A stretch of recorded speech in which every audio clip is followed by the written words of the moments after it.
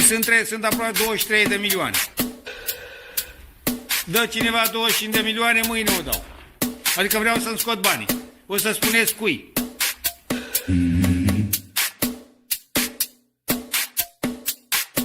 Trebuie riscat. Câteva 2-3 milioane, nu știu. Că riști 2-3 să iei 50. You know what?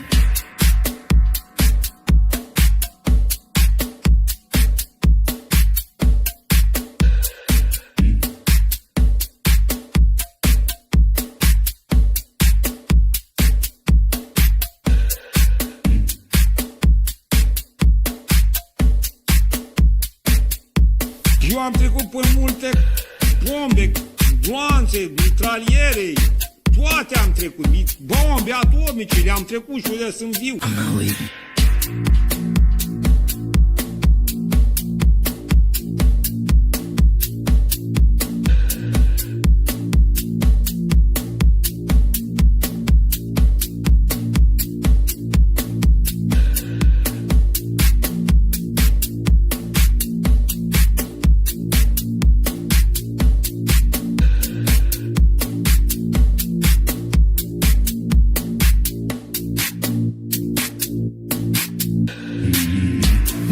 And I remain squarely focused on our dual mandate to promote maximum employment and stable prices for the American people. Today, the FOMC decided to leave our policy interest rate unchanged and to continue to reduce our securities holdings, though at a slower pace. Our restrictive stance of monetary policy has been putting downward pressure on economic activity and inflation, and the risks to achieving our employment and inflation goals have moved toward better balance over the past year. Again, I implore you to remember, fuck your puts, fuck your calls. Jay Powell has you by the balls. God bless my money printer. They're eating the dogs, the people that came in. They're eating the cats. Springfield, they're eating the dogs, the people that came in. It's the people that came in. They're eating the dogs, the people that came in. They're eating the cats. They're eating, You know what? they're eating the pets. I'm not leaving. I'm not leaving. This is, I think, one of the reasons. I'm not fucking leaving. You know, They're to save for a city manager. it's not fast.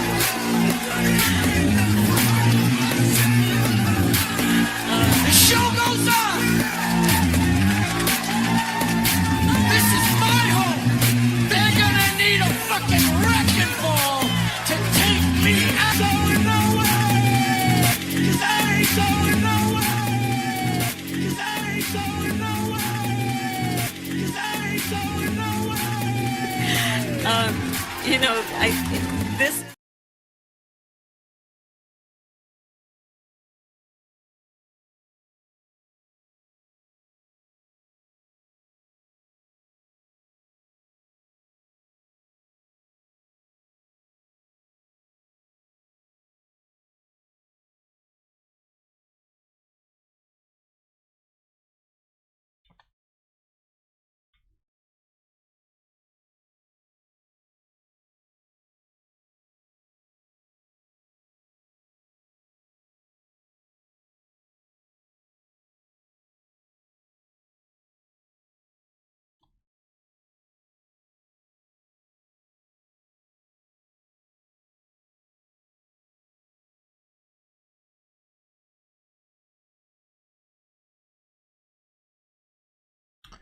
O, da, bum, baby, suntem live în seara de cripto, episodul 62 din sezonul 8, magie, vrăjitorie, final de 2025, să se ducă acasă să ne lase în pace, deoarece 2025, din punctul meu de vedere, dar probabil și din punctul vostru de vedere, a fost un an foarte dezamăgitor pentru performanțele în zona de criptomonede. Asta ne interesează de fapt, dar mai puțin dezamăgitor pe partea de acțiuni. Bursa americană a făcut un nou maxim istoric inclusiv astăzi și se îndreaptă spre zona de 7000. Boomerii au avut în sfârșit un bull market după peste 10 ani de zile în care au ținut aur, argint și nu s-a întâmplat nimic. Ei bine, au venit toate în 2025 și aurul și argintul fac all-time high, peste all-time high, peste all-time high, în timp ce noi care investim în criptomonede stăm și ne uităm cum toate piețele urcă în afară de una. Întrebarea este, va continua acest trend și în 2026 sau nu? Sărbători fericite vă urez, un pic mai mult verde, pare că nu vedem absolut deloc. Când se deschid piețele bursiere, pare că numai în jos merge. Numai în jos, numai în jos, numai în jos, inclusiv astăzi, când Bitcoin arăta cât de cât bine peste 88-89 de mii, s-au deschis piețele bursiere și în sfârșit din nou a picat. Ieri când piețele erau închise am văzut un pic de verde acolo, un pic de speranță în rest, nici măcar acel raliu de Crăciun nu s-a întâmplat. Un an destul de dezamăgitor, asta nu înseamnă că trebuie să renunțăm la investiții. Dacă e să rămânem și noi ca cei care au investit în metale până acum, sperăm să nu, adică 10 ani de zile. Vom discuta și despre ce ar putea urma, despre ce s-a întâmplat până acum în 2025, de ce cripto pare mort, deoarece că pare mort. Mi-a fost dor de aceste live-uri, mi-a fost dor de voi, vine Moș Daniel Niță și cu niște cadouri destul de bune, zic eu, pe acest final de 2025, dacă piața nu ne-a dat absolut, aproape absolut nimic, cu toate că Bitcoin all-time high, Ethereum all-time high, restul algoritmele moarte, îngropate de tot, între minus 80 minus 98%, am zis să dăm niște cadouri acum de final de an. Imediat o să vă spun despre ce este vorba și cum puteți intra în acest concurs, vor fi foarte multe premii. Bun. Azi vedem cine mai este aici și dacă mai crede cineva în zona de cripto după ce am experimentat împreună în 2025, un an foarte dezamăgitor, dar pentru unii, să zicem, care n-au apucat să acumuleze până acum, poate un an mai bun. Puteți vota aici, putem să vedem că 18%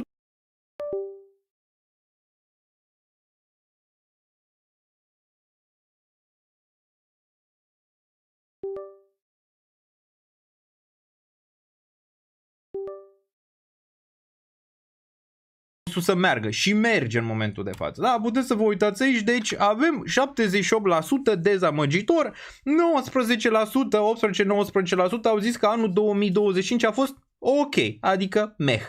Bun, undeva la 3%, doar 3% au considerat că pentru cripto anul 2025 a fost unul bun. Nici din punctul meu de vedere nu cred că a fost unul bun, dezamăgitor și din punctul meu de vedere, deoarece așteptările erau mai diferite.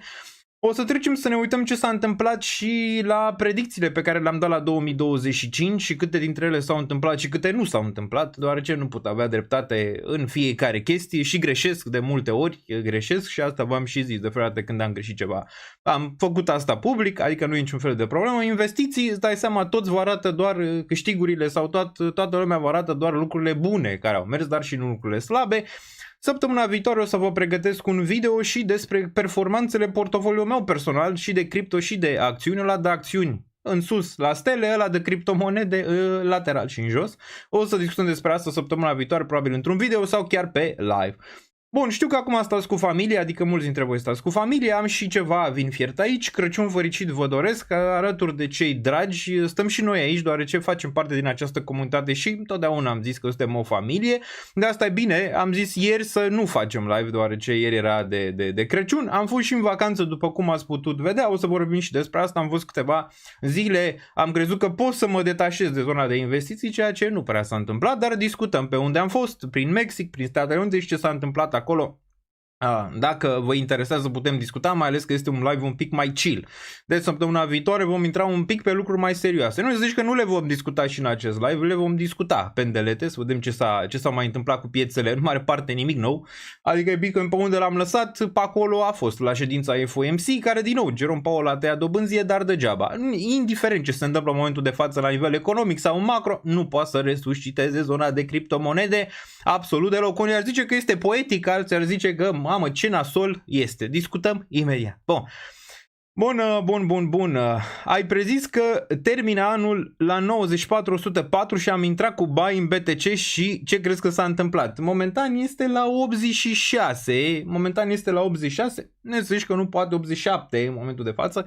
Nu zici că nu se poate duce spre zona respectivă până la final de an. Mai sunt câteva zile, dar nu așa, trebuie să intri în poziții. Ca prezis Baba Vanga sau Daniel Niță sau oricine altcineva pe internet că se va duce Bitcoin acolo, nu trebuie să intri doar pe acea acea teorie, că domnule, gata, imediat punem buy-ul sau long-ul dacă nu știi ce să faci în zona în care lucrurile se pot duce invers. Că se pot duce invers, adică pot să zic eu, pot să am cea mai bună analiză, tot cel mai bun trader din lume poate să vină să spună că se duce în direcția respectivă și poate să ducă în jos la infinit până când piața își găsește un bată. Discutăm dacă mai e posibil acel raliu de final de an sau de sărbători sau după cum vrei să zici. Imediat ne uităm pe grafice și analizăm din perspectiva asta. Crăciun fericit, am zis, am aici o ceașcă de vin fiert, naughty or nice. Bitcoin a fost destul de naughty, piața de cripto a fost destul de naughty, n-a fost nice deloc cu investitorii în zona de criptomonede. Bun. Să vine moșul la anul, poate mai pozitiv decât anul 2025. Păi 2026 nu e greu să fie pozitiv. Trebuie să fie doar un pic mai bine. Adică dacă e 1% mai bine decât 2025, cred că toată lumea o să fie fericită. Pentru că ce am experimentat anul ăsta a fost un dezastru total. Din multe puncte de vedere, mai ales dacă erai deținător numai de zona de altcoin-uri. Deci dacă erai doar în zona de altcoin-uri, ăsta a fost un an extrem de dezamăgitor și mai probabil mai dezamăgitor decât 2022, dacă îți vine să crezi. Nu neapărat mai dezamăgitor ca 2018, ăla a fost mai greu, zic eu, decât 2025, dar similar cu perioada aia, 2018-2019, când toate lucrurile păreau moarte, cum par și în momentul de față, moarte și îngropate. O să vorbim despre metale și despre că ele mai performează acum. O să vedem cum ne-au bătut rău de tot anul ăsta boomerii la nivel de randamente, cei care țin argint și cei care țin aur și alte metale. Ne-au nenorocit, ne-au bătut rău de tot. I-au bătut și chiar și pe cei din piața bursieră, dacă ai fi deținut S&P 500 sau dacă ai fi deținut Nasdaq. Ai fi fost bătut de randamentul pe care l-a avut argintul și aurul, da? Vom discuta imediat dacă asta mai continuă, deoarece și asta, bull market-ul, vezi, lichiditatea se duce acolo unde piața crește. Piața a crescut unde? În piața bursieră, unde am văzut urcări destul de bune, și în piața de metale, unde acolo, din nou, am avut un bull market după mulți ani de zile. Dar ziceam, dacă îi spui cuiva din criptomonede că ține Ethereum și peste 10 ani în sfârșit face breakout peste zona de 5.000, cred că descuipă în față. Dar da, discutăm, nu cred că se va întâmpla asta cu ETH. Vom discuta și despre ETH deoarece stagnează în zona asta de aici, cu toate că am văzut Tom Lee că a mai cumpărat niște miliarde de dolari în ETH și trebuie să țineți cont că acele miliarde sunt cumpărate pe OTC și în mare parte dintre ele nu impactează prețul în piață. Acum îți dai seama că și acele descuri de OTC, adică de unde se cumpără over the counter, nu, în care cineva, nu știu, 1000 de ETH, bam, se duce, îi lasă la descul de OTC, pe urmă face tranzacția între și nu se duce nimic pe exchange. Da, și el la un moment dat o să rămână și ei fără ETH sau fără Bitcoin sau fără alte criptomonede. La un moment dat pare că nu este cazul. Unii ar zice că e bine că se retrag aceste monede de pe exchange, ETH, gen Bitcoin, ați văzut mereu în fiecare zi, sunt știri peste știri care ne spun că, domnule, acum sunt cele mai scăzute valori de monede existente pe piață. E bine pe termen lung, e foarte rău pe termen scurt dacă nu ai lichiditate în piață. De ce? Păi, acei ETH puțini sau acei Bitcoin puțini care se află pe piață în momentul de față fac prețul pe exchange-uri și asta mă refer, da? Iar el poate să fie manipulat mai ușor. Adică în momentul de față sunt vreo 1 milion și un pic de Bitcoin, toți, pe toate exchange-urile. La fel și ETH, la o sumă extrem de mică de monede și în momentul când n-ai prea multă lichiditate și ai puține monede, câteva entități sau mai multe entități îți pot manipula prețul în diferite direcții cum vor. Da? Că e și teoria aia că expire opțiunile, deja au expirat. De fapt, astăzi ar trebui să expire niște opțiuni în valoare de nu știu câte miliarde de dolari. Discutăm și despre asta că e o chestie bună. Astea merg de obicei în piețe în care lichiditatea este foarte scăzută, foarte secată. De ce e lichiditatea scăzută și secată? Pentru ce s-a întâmplat știm foarte bine pe 10 octombrie, în care nici acum nu știm exact ce s-a întâmplat. A fost un stablecoin, a fost un market maker, a fost un exchange. Nu știm ce s-a întâmplat neapărat acolo încă. Poate vom afla la un moment dat, dar din momentul ăla încrederea pe zona de criptomonede s-a dus în cap. Ceea ce s-a întâmplat și în 2022, ceea ce s-a întâmplat undeva și în 2018-2019. Întrebarea este, piața pare moartă, e un moment bun sau va rămâne moartă în continuu? La revedere, cum zic tot analiștii de pe internet care dansează în momentul de față pe mormântul criptomonelor. Mamă, de-abia așteptau, îți dai seama să se întâmple. Bun. Ce frumos era decembrie anul trecut pe piața cripto. Da, în decembrie anul trecut am avut și un mini altcoin season, dacă țin eu bine minte, și toată lumea era destul de fericită. La un an distanță, da, am venit Trump, deci Trump pe care l-am așteptat, cu cai albi, cu toate astea, porumbei, am aruncat în sus, în jos. E bine, randamentele în mandatul primul an, în mandat al lui Trump, sunt dezastroase în ceea ce înseamnă zona de criptomonede, cu toate că avem cele mai bune reglementări din istorie, dar e dezastros. Familia Trump și-a făcut foarte mulți bani din zona de cripto, dar ceilalți nu prea, adică investitori în zona de criptomonede deloc. Va veni cumva remontada și în 2026. 2026, după cum vă ziceam, arată un an bun la nivel de risc. Întrebarea e dacă riscul ăla ajunge în sfârșit și în zona de criptomonede. De ce e bun pe risc? Pentru că Trump a zis zilele trecute că el nu va pune pe nimeni șef la Fed care nu e de acord cu el. Un fel de Gigi, știi cum zice Gigi? Faci ce zic eu, așa ce și Trump. Faci ce zic eu, dacă nu te duci ratele dobândă unde vreau să le duci, adică la 1%, la 0%, nasol, nu te pun șef la Rezerva Federală, ok? Bun, acum încearcă ăștia să schimbe niște membri prin Fed pe acolo pentru a-i ține pieptul lui Donald Trump la an. Nu cred că vor reuși, dacă mă întreb pe mine, astea sunt doar basme, în final probabil se va tăia dobânda. Acum Trump a mai zis ceva interesant. Și asta ar trebui să sperie un pic oamenii. A zis că da, hai să tăiem dobânda, dar dacă dobânda de referință scade și inflația revine, urcăm dobânda de referință. Aolo, nu ne mai... Spune-ne, domnule, în economie, doctor în economie Trump. Păi dacă faci asta, înseamnă că ne înrocești piețele și papa, la revedere. Poate, oricum, asta nu-i mai pasă lui ce se întâmplă, nu? Că pleacă în 2028 să termine mandatul. Unii zic, Doamne ajută, unii zic, păi, o să ne plictisim rău de tot, că poate vine J.D. Vance. J.D. Vance nu știu dacă va câștiga, eu sper să nu. J.D. Vance este omul lui Elon Musk și al lui celălalt, Peter Thiel, deci e omul lor. Dacă vine ăsta la putere, nu știu exact cum va arăta Statele Unite și planeta. Eu zic că va fi un pic mai rău și mai catastrofal cu ce am văzut până acum de la Donald Trump. Donald Trump, care a făcut și bune și rele, a încercat să dea piețelor și a spus că piața bursieră a performat, dar piețele de criptomonede, cel puțin momentan, absolut deloc. Bun. Am luat ETH la 1400 și am vândut la 4800. Ești șef atunci dacă ai vândut la 4800, adică în top, și ai luat la 1400, ai făcut un profit bun. Întrebarea este ce faci cu el mai departe. Îl bagi în argint? Îl bagi în aur? Îl bagi înapoi în criptomonede? Vom discuta imediat ce cred că ar putea urma pe zona de investiții și le analizăm pe toate la rând. Dar până atunci, din nou, Crăciun fericit, puțin verde am văzut ieri, absolut deloc verde vedem astăzi, dar trecem prin toate piețele și vedem ce se poate întâmpla. Vom avea live și săptămâna viitoare și videouri săptămâna viitoare pentru a închide acest an 2025 și a-i spune papa, la revedere. Aveți butonul de like aici, îi salut și pe cei care se uită în reluare, deoarece este un moment să stai cu familia, nici noi nu vom sta aici foarte mult pe acest live. Vom avea săptămâna viitoare și de la început de ianuarie multe lucruri de discutat în ceea ce înseamnă piețele financiare, deoarece 2026 nu pare un an mai liniștit ca 2025. Țineți minte că și făceam în 2024 că 2025 nu va fi liniștit absolut deloc. 2026 foarte puțin probabil să fie liniștit. Sperăm să fie un pic mai liniștit decât 2025, deoarece am văzut ce s-a întâmplat anul ăsta. Ne-a lovit trenul din toate direcțiile posibile și imposibile,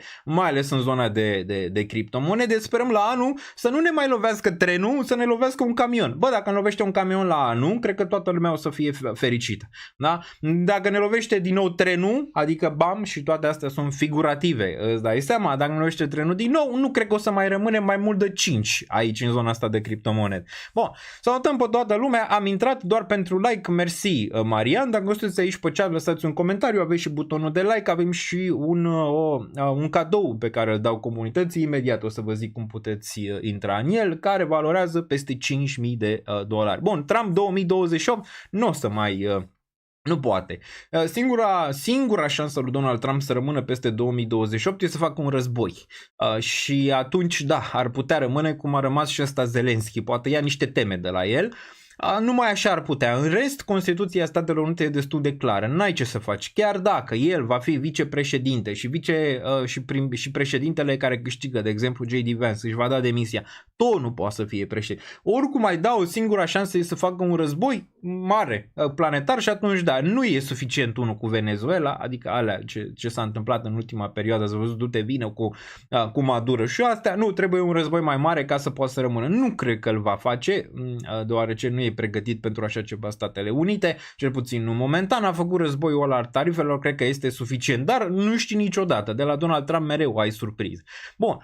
Salutăm pe toată lumea, am intrat pentru like, sărbători fericite alături de cei dragi din comunitate, asta zic și eu și de asta sunt și aici în a doua zi de Crăciun. Cum ați sărbătorit Crăciunul? Asta e, ce ați făcut de Crăciun? De exemplu, Eu am încercat să stau cu cei mai apropiați de mine pe această zonă de Crăciun. Ce ați făcut voi? Ați mâncat, nu știu, cozonac, ați mâncat sarmale, ați mâncat astea, ați băut vin fier pe care îl vedem și ce ați făcut? Și apoi intrăm și pe zona de analize, deoarece nu o să ezităm să facem asta chiar și pe acest live. Bun, am așteptat până la Crăciun, până am fost nevoiți să schimbăm macazul. Socotelele, cumpărăturile și cadourile, zice aici Mihaela. Forță Daniel Niță, like, mersi Smoke Black, apreciez. Bun, lăsați comentarii că le văd aici pe chat.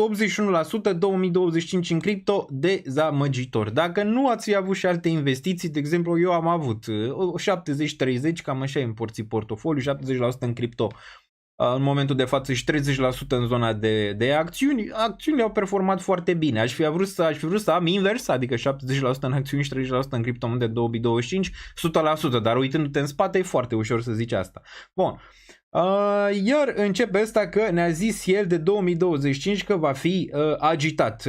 Alfred X, asta am zis, da, că va fi agitat. Dacă nu-ți place ce zice Daniel Niță, de ce ești pe canal la Daniel Niță? Adică nu înțeleg. Adică, domnule Alfred, am mai zis-o și o repet, nu dețin adevărul absolut, pot să o dau în bară, pot să dau gherle, pot să dau lucruri bune, important e ce fac și cum investesc în final, cam atât, da, sunt investițiile mele proprii, că v-am zis eu, asta îți dai seama, pot să vă zic multe lucruri după care o să ne uităm mai să vedem ce am zis, un subiect și predicat și câte s-au întâmplat. Okay? Mă, dacă nu vă place contentul real, clar, puteți merge la cei care, nu știu, zic mereu că au dreptate sau că nu au dreptate, habar n-am. Și vă puteți uita la ei, adică internetul este gratis, plus contentul ăsta este gratis, deci na. Bun, deci o să ne uităm și la asta, deci la predicțiile pentru 2025, adică ce am zis în 2025 la început și câte s-au întâmplat și câte nu s-au întâmplat.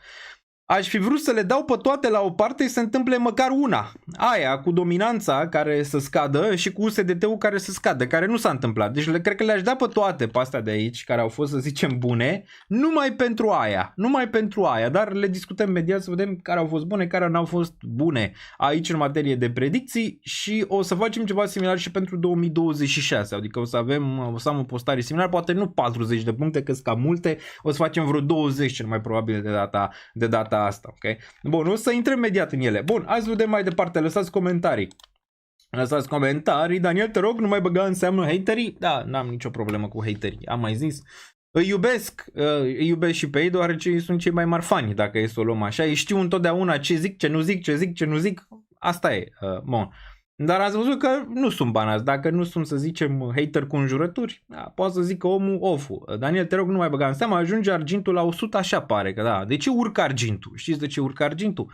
Adică care este narativa din spatele argintului? Hai vedem dacă știți, lăsați pe chat. Xenia Melisa este și aici încă după această perioadă foarte, foarte grea.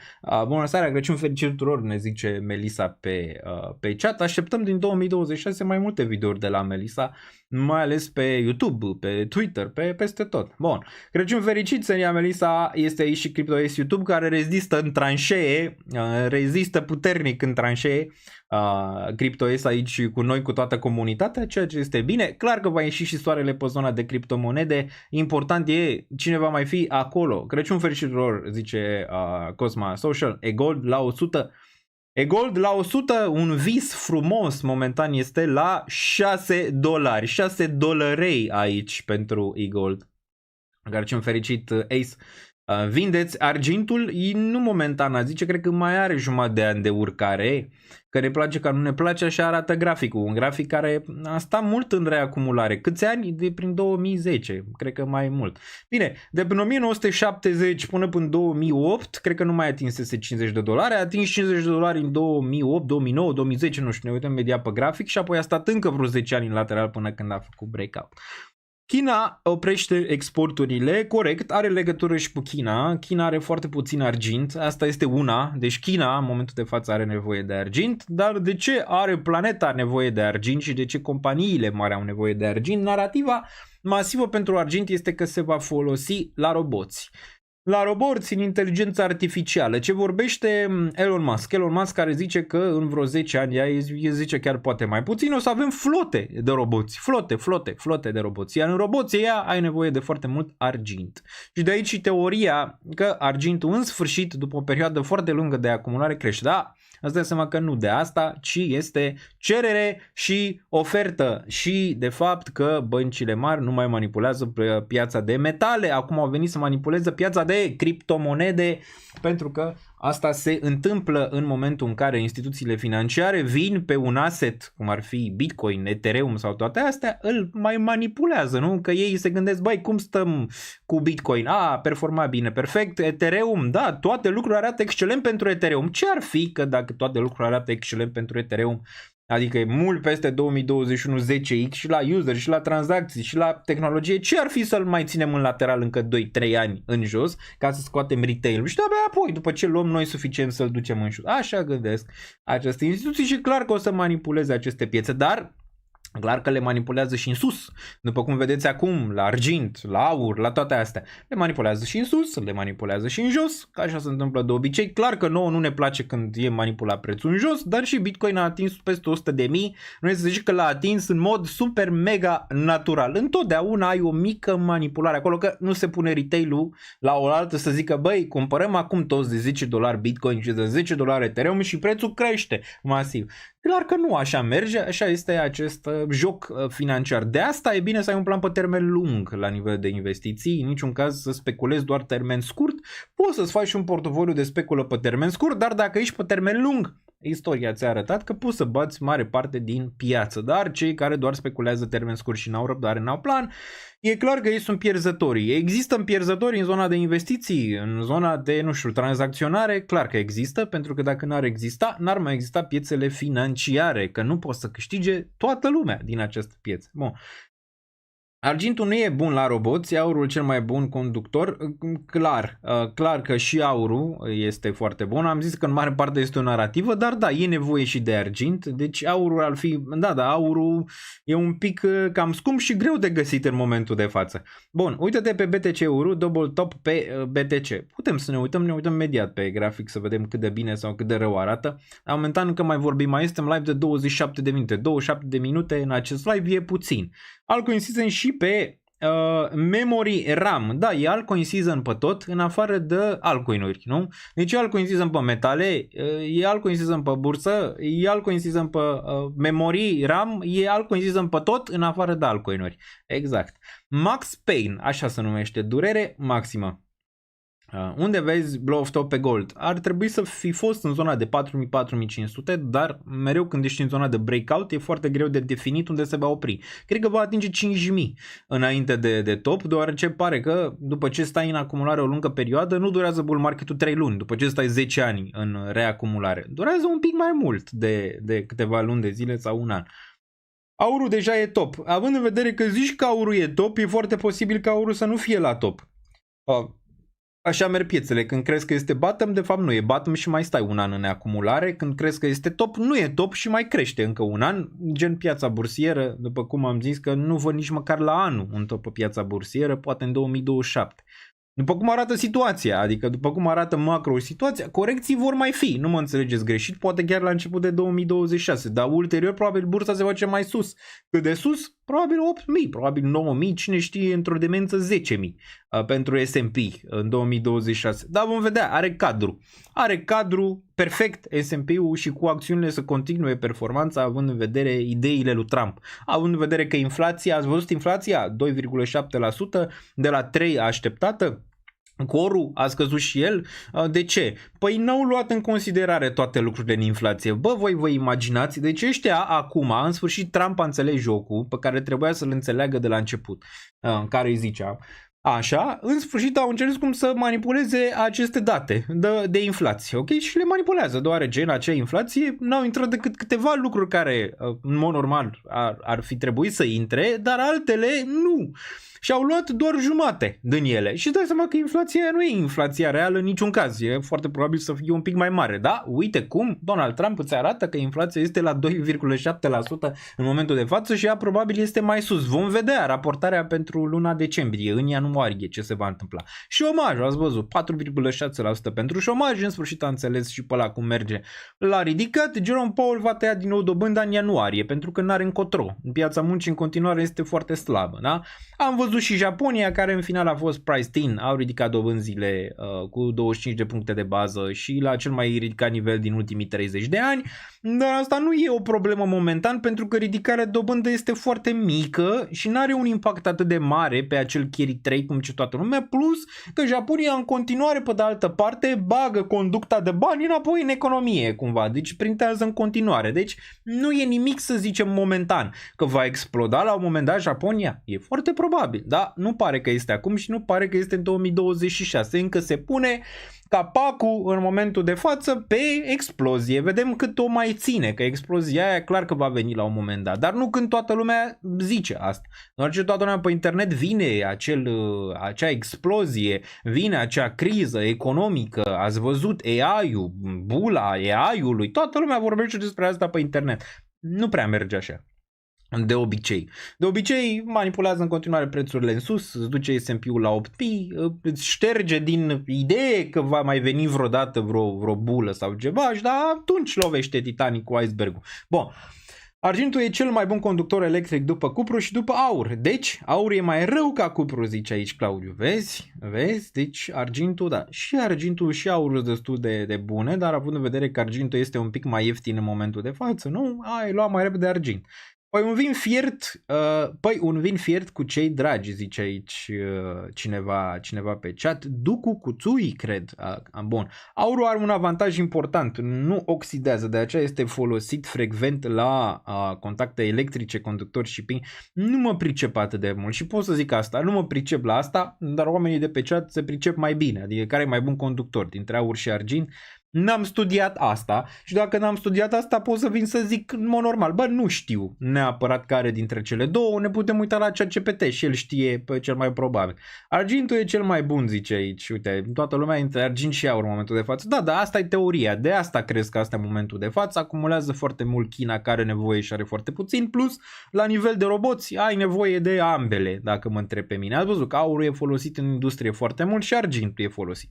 Dar n-a fost folosit și până acum, da. De ce n-a urcat prețul? E o întrebare foarte bună, nu? De ce n-a urcat prețul atâta timp cât toate astea au fost folosite în continuare și era nevoie de ele? Dar prețul de ce n-a urcat? Pentru că nu le-au lăsat băncile americane care au luat foarte multe amenzi. Vor lua și pe cripto amenzi? Absolut convins. Absolut convins. Dar poate să treacă 10 ani până când vezi acele manipulări. Doar ce manipulările pe care le vezi, să zicem, din partea acestor exchange-uri sau chestii mai mici, mai acolo. Bă, când îți manipulează ăia, nici nu-i vezi, nici nu-i simți, nici nu știi că sunt acolo. Nu știi ce mecanisme îți fac în spate pentru a face aceste manipulări de preț. Dar asta este, trecem prin ele și în 2026, rămânem aici. În continuare am o idee bună despre cripto, nu toate criptomonedele, că nu toate pot rămâne în picioare, asta e destul de clar. De asta e bine să ai măcar 5 de bază și alții de bază pe care vrei să le acumulezi pe termen lung, restul să ai și nivel de speculă acolo. Acum, toată lumea că e dezastru pentru neperformanță. Băi, sunt anumite piețe care n-au performat an la rând și oamenii țineau, de exemplu metalele, care n-au performat an la rând sau alte piețe financiare. Nu e neapărat un super mega dezastru că n-a performat cripto în 2025. Problema e de direcție. Momentan nu avem o direcție. Nu e vorba neapărat de performanță. Băi, direcția. Te uiți la multe altcoin-uri și zici, bă, care-i direcția lor? În ce direcție se duc? Care sunt cele pe direcția bună sau cele care se duc spre moarte clinică? Asta e problema de fapt în cripto. Care-i direcția? Overall. Nu că a performat prost un an. Că poate să performeze prost un an, 2, 3. Nu asta e problema. Problema e ceva pe termen lung care poate să fie util din zona asta de criptomonede? Răspunsul este absolut da. Se vor duce multe la zero? Răspunsul este absolut da. Și când vorbesc de zero, nu vorbesc de acel zero absolut. Adică nu, spre zero. Adică spre zero. Bun. Silicon Valley a dat un super chat de bull market, 100 de euro. Deci cumva suntem în bull market după super chat-ul ăsta. Apreciez foarte mult super chat-ul. E ultimul mandat, nu are cum să rămână Jerome. Dacă te referi la Jerome, da. Jerome poate să rămână doar în comitetul FOMC sau în preajma comitetului, în zona respectivă. Mersi Silicon Valley U. Sper că ești pe plus în momentul de față din zona de criptomonede. Dacă ești din nou, ți se datorează tot, exact cum ziceam și în decembrie 2024 când am pus un poll pe YouTube și pe Twitter, când aproximativ 70% dintre respondenți erau pe profit. Am zis, băi, mare parte, 99% vi se datorează vouă. Nu v-a pus nimeni să cumpărați, să vindeți, să fiecare își face, să zicem, analizele și cumpără și vinde după bunul plac. Bun. Bun, mai departe. Uite cine a făcut bani cu ursul, zice aici cineva. Da, Silicon Valley poate a shortat toată piața. Pe TIA nu a mai băgat decât o dată anul ăsta. A capitulat și CryptoES pe TIA.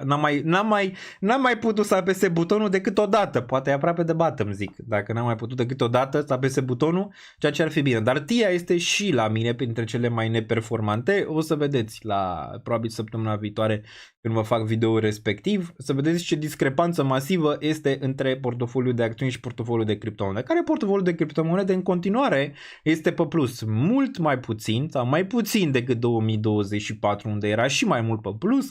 Între timp am mai și retras, dar am făcut și niște cumpărături mai slabe, adică niște intrări mai slabe, dar discutăm despre ele săptămâna viitoare. Bun.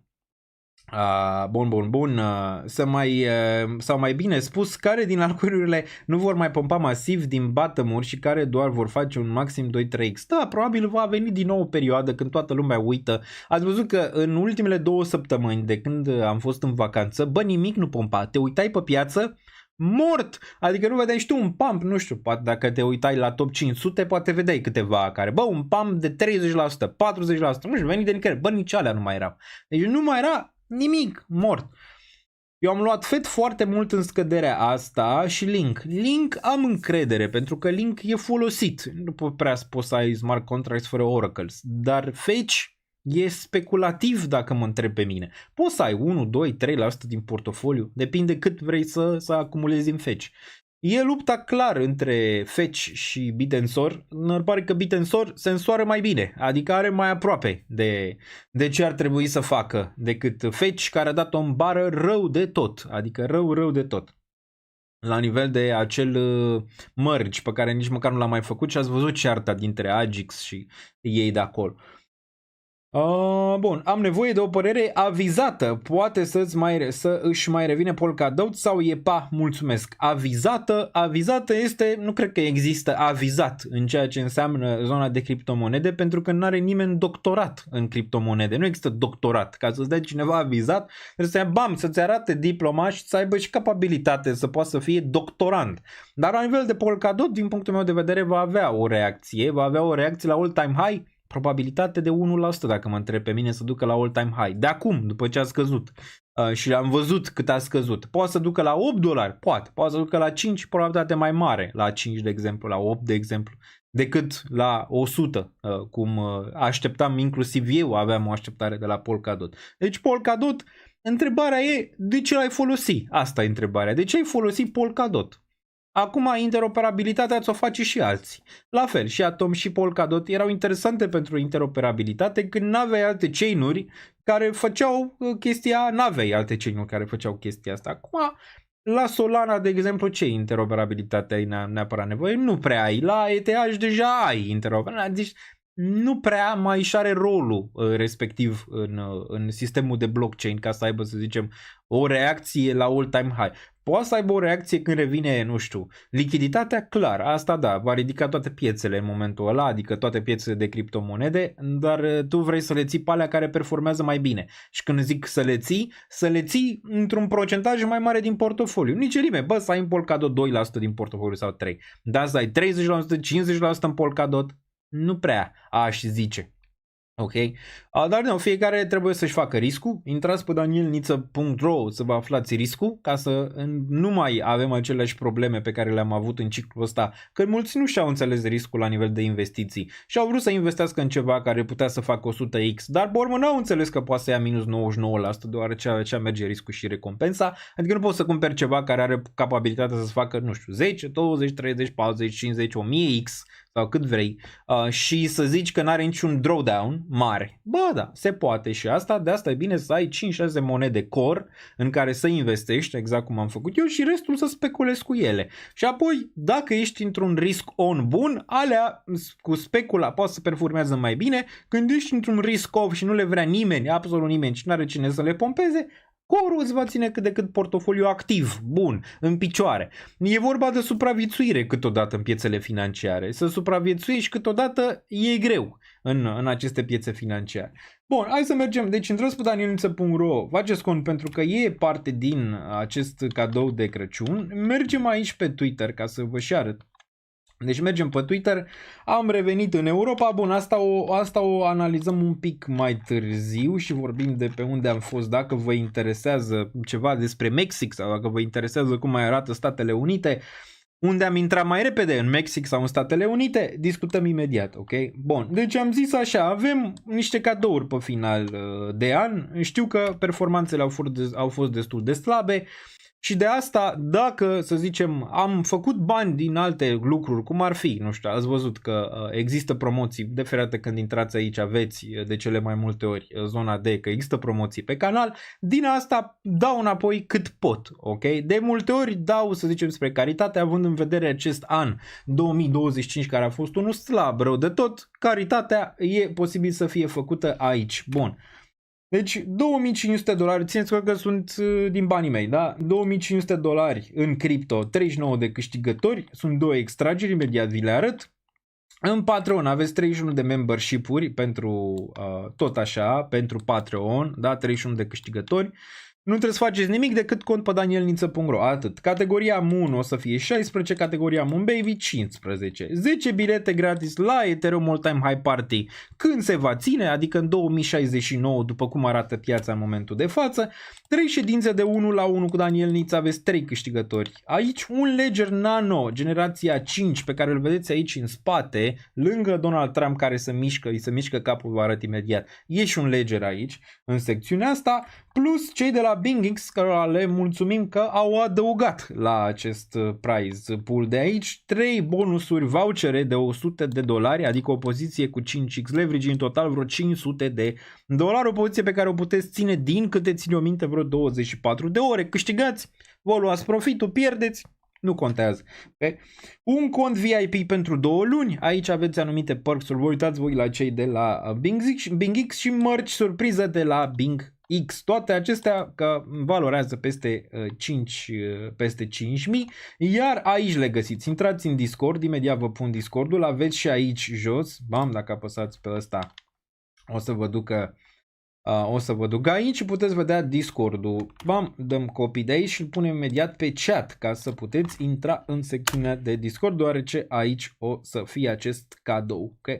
Bun. Și apoi, odată ce ați intrat în Discord, trebuie să vă verificați să nu fiți robot, că nu avem nevoie de roboți în secțiunea de Discord, iar îl găsiți aici la secțiunea Giveaways. Toată lumea poate să-l vadă, ok? La secțiunea de Giveaways îl găsiți aici.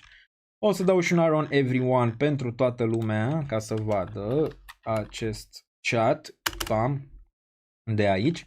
Ce trebuie să faceți doar să apăsați pe acest emoticon. Deci apăsați aici, intrați, da? Vedem că sunt deja 62 aici pentru un Ledger Nano aici. Pentru 3 pachete de consultanță, 1 pentru fiecare câștigător sunt 56, premii în cripto aici 64, premii în cripto e de 2 ori, deoarece Discord nu poate să facă decât 20 de câștigători, da?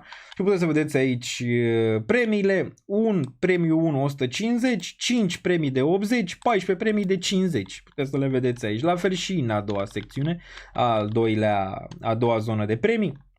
Dacă mergeți mai jos, le găsiți și aici pe restul. La Patreon aveți 16 și toate cele le găsiți aici pe toate, inclusiv voucherele de la BingX. Trebuie doar să apăsați acest emoticon la toate și intrați în extragere. Bun, cam atât am putut să dau înapoi comunității anul ăsta. Mult, puțin, atât s-a putut. Crăciun fericit tuturor. Mai avem puțin vin fiert și mergem și la alte lucruri. Pengu to the moon. Pengu s-a întors pe unde l-am lăsat, pe unde am intrat. Ne uităm imediat. Bun, până când este acest concurs? Este până pe 31, deci o să aflați înainte de Revelion. Nu știu dacă o să avem live de Revelion, dar miercurea aia, dacă e interes și lumea nu se duce să îmbată sau alte chestii, poate facem în miercurea respectivă, dacă nu poate marți sau joi, pe 1, pe 2, vom vedea. Vom vedea. Bun, pe Discord e de ajuns să intru într-un singur giveaway și particip la toate? Nu, trebuie să dai la toate. Bam, bam, bam, bam, bam, bam, trebuie să dai la toate, ok? Trebuie să dai la tot. Bun, de unde știi că a cumpărat Binance 1 milion de TAO? Bun, poți să cumpere Binance, dar asta nu înseamnă că dacă cumpără Binance sau orice altă entitate crește prețul. Ai văzut cât s-a cumpărat, nu? Ai văzut cât de mult s-a cumpărat ETH. A crescut prețul? Nu, că au cumpărat OTC. Uite aici ETH, deci așa arată acțiunea prețului pe ETH. Ziceai că durerea nu este reală? Ba da, este. Se poate observa aici, de când a picat din zona asta de aici, da? Deci a stat aici, a făcut același lucru, a picat sub zona asta și de aici cam așa arată acțiunea prețului pe 4 ore, imediat. Bam, baram, bam, bam, bam. Așa arată acțiunea prețului pe 4 ore. Pump, dump, pump, dump, pump, dump, pump, dump, pump, dump, pump, dump, pump, dump, pump, dump, pump. Când se deschide piața bursieră, dacă shortezi, ești zeu. După cum s-a întâmplat și astăzi, după cum se poate vedea aici, eram pe la 2981 și s-a dus cu un week la 2893, imediat cum s-a deschis piața bursieră. Nu știu, ăștia din piața bursieră cred că au pus gând rău la piața de criptomonede, cel puțin așa arată momentan. Sunt anumite entități care nu lasă piciorul de pe accelerație de shortat. Teoria e destul de simplă. Sunt multe entități care sunt poziționate long pe alte active. Când ești fond de investiții, când ești așa, ai anumite poziții long. Bă, dar trebuie să faci un hedge. Știi pe ce faci hedge? Ceva care trebuie să scadă. Știi? Bă, hedge-ul pare că în momentul de față la nivel de scădere se face pe cripto. Cum s-a făcut hedge-ul ani de zile pe metale, acum pare că hedge-ul se face, da? Se face pe zona de criptomonede, adică suntem long pe acțiuni, suntem long pe metale, suntem long pe aia, suntem long pe aia. Bă, dar ne trebuie și o piață și să o shortăm, știi? Și să ne aducă rezultate. Pare că asta este momentan și așa arată situația în momentul de față pe ETH. Arată rău pe ETH? Nu arată rău. Pe ETH, având în vedere că puteai să cumperi ETH la 1400, 1600, nu e ETH problema aici, chiar dacă arată cum arată, adică rău.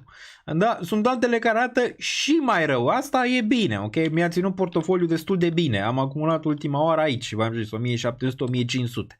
Ține portofoliul destul de bine, momentan în picioare de la nivelul ăsta de aici, ai undeva, nu știu, 86% randament de la prețul mediu, dar investițiile astea sunt făcute pe ceva ani, adică din 2022.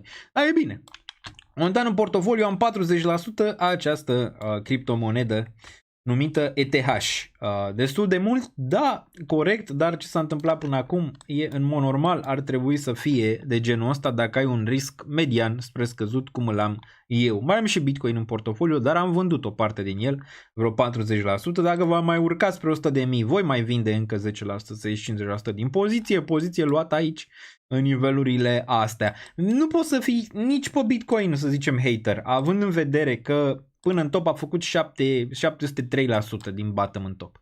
Adică nu poți să fii, să zicem, băi, n-a performat Bitcoin. Băi, a cam performat. N-a performat atât de rău, atât de bine ca data trecută, da, corect, poate n-a. Dar și capitalizarea este mai mare și e destul de greu, să zicem, să poți să-l duci.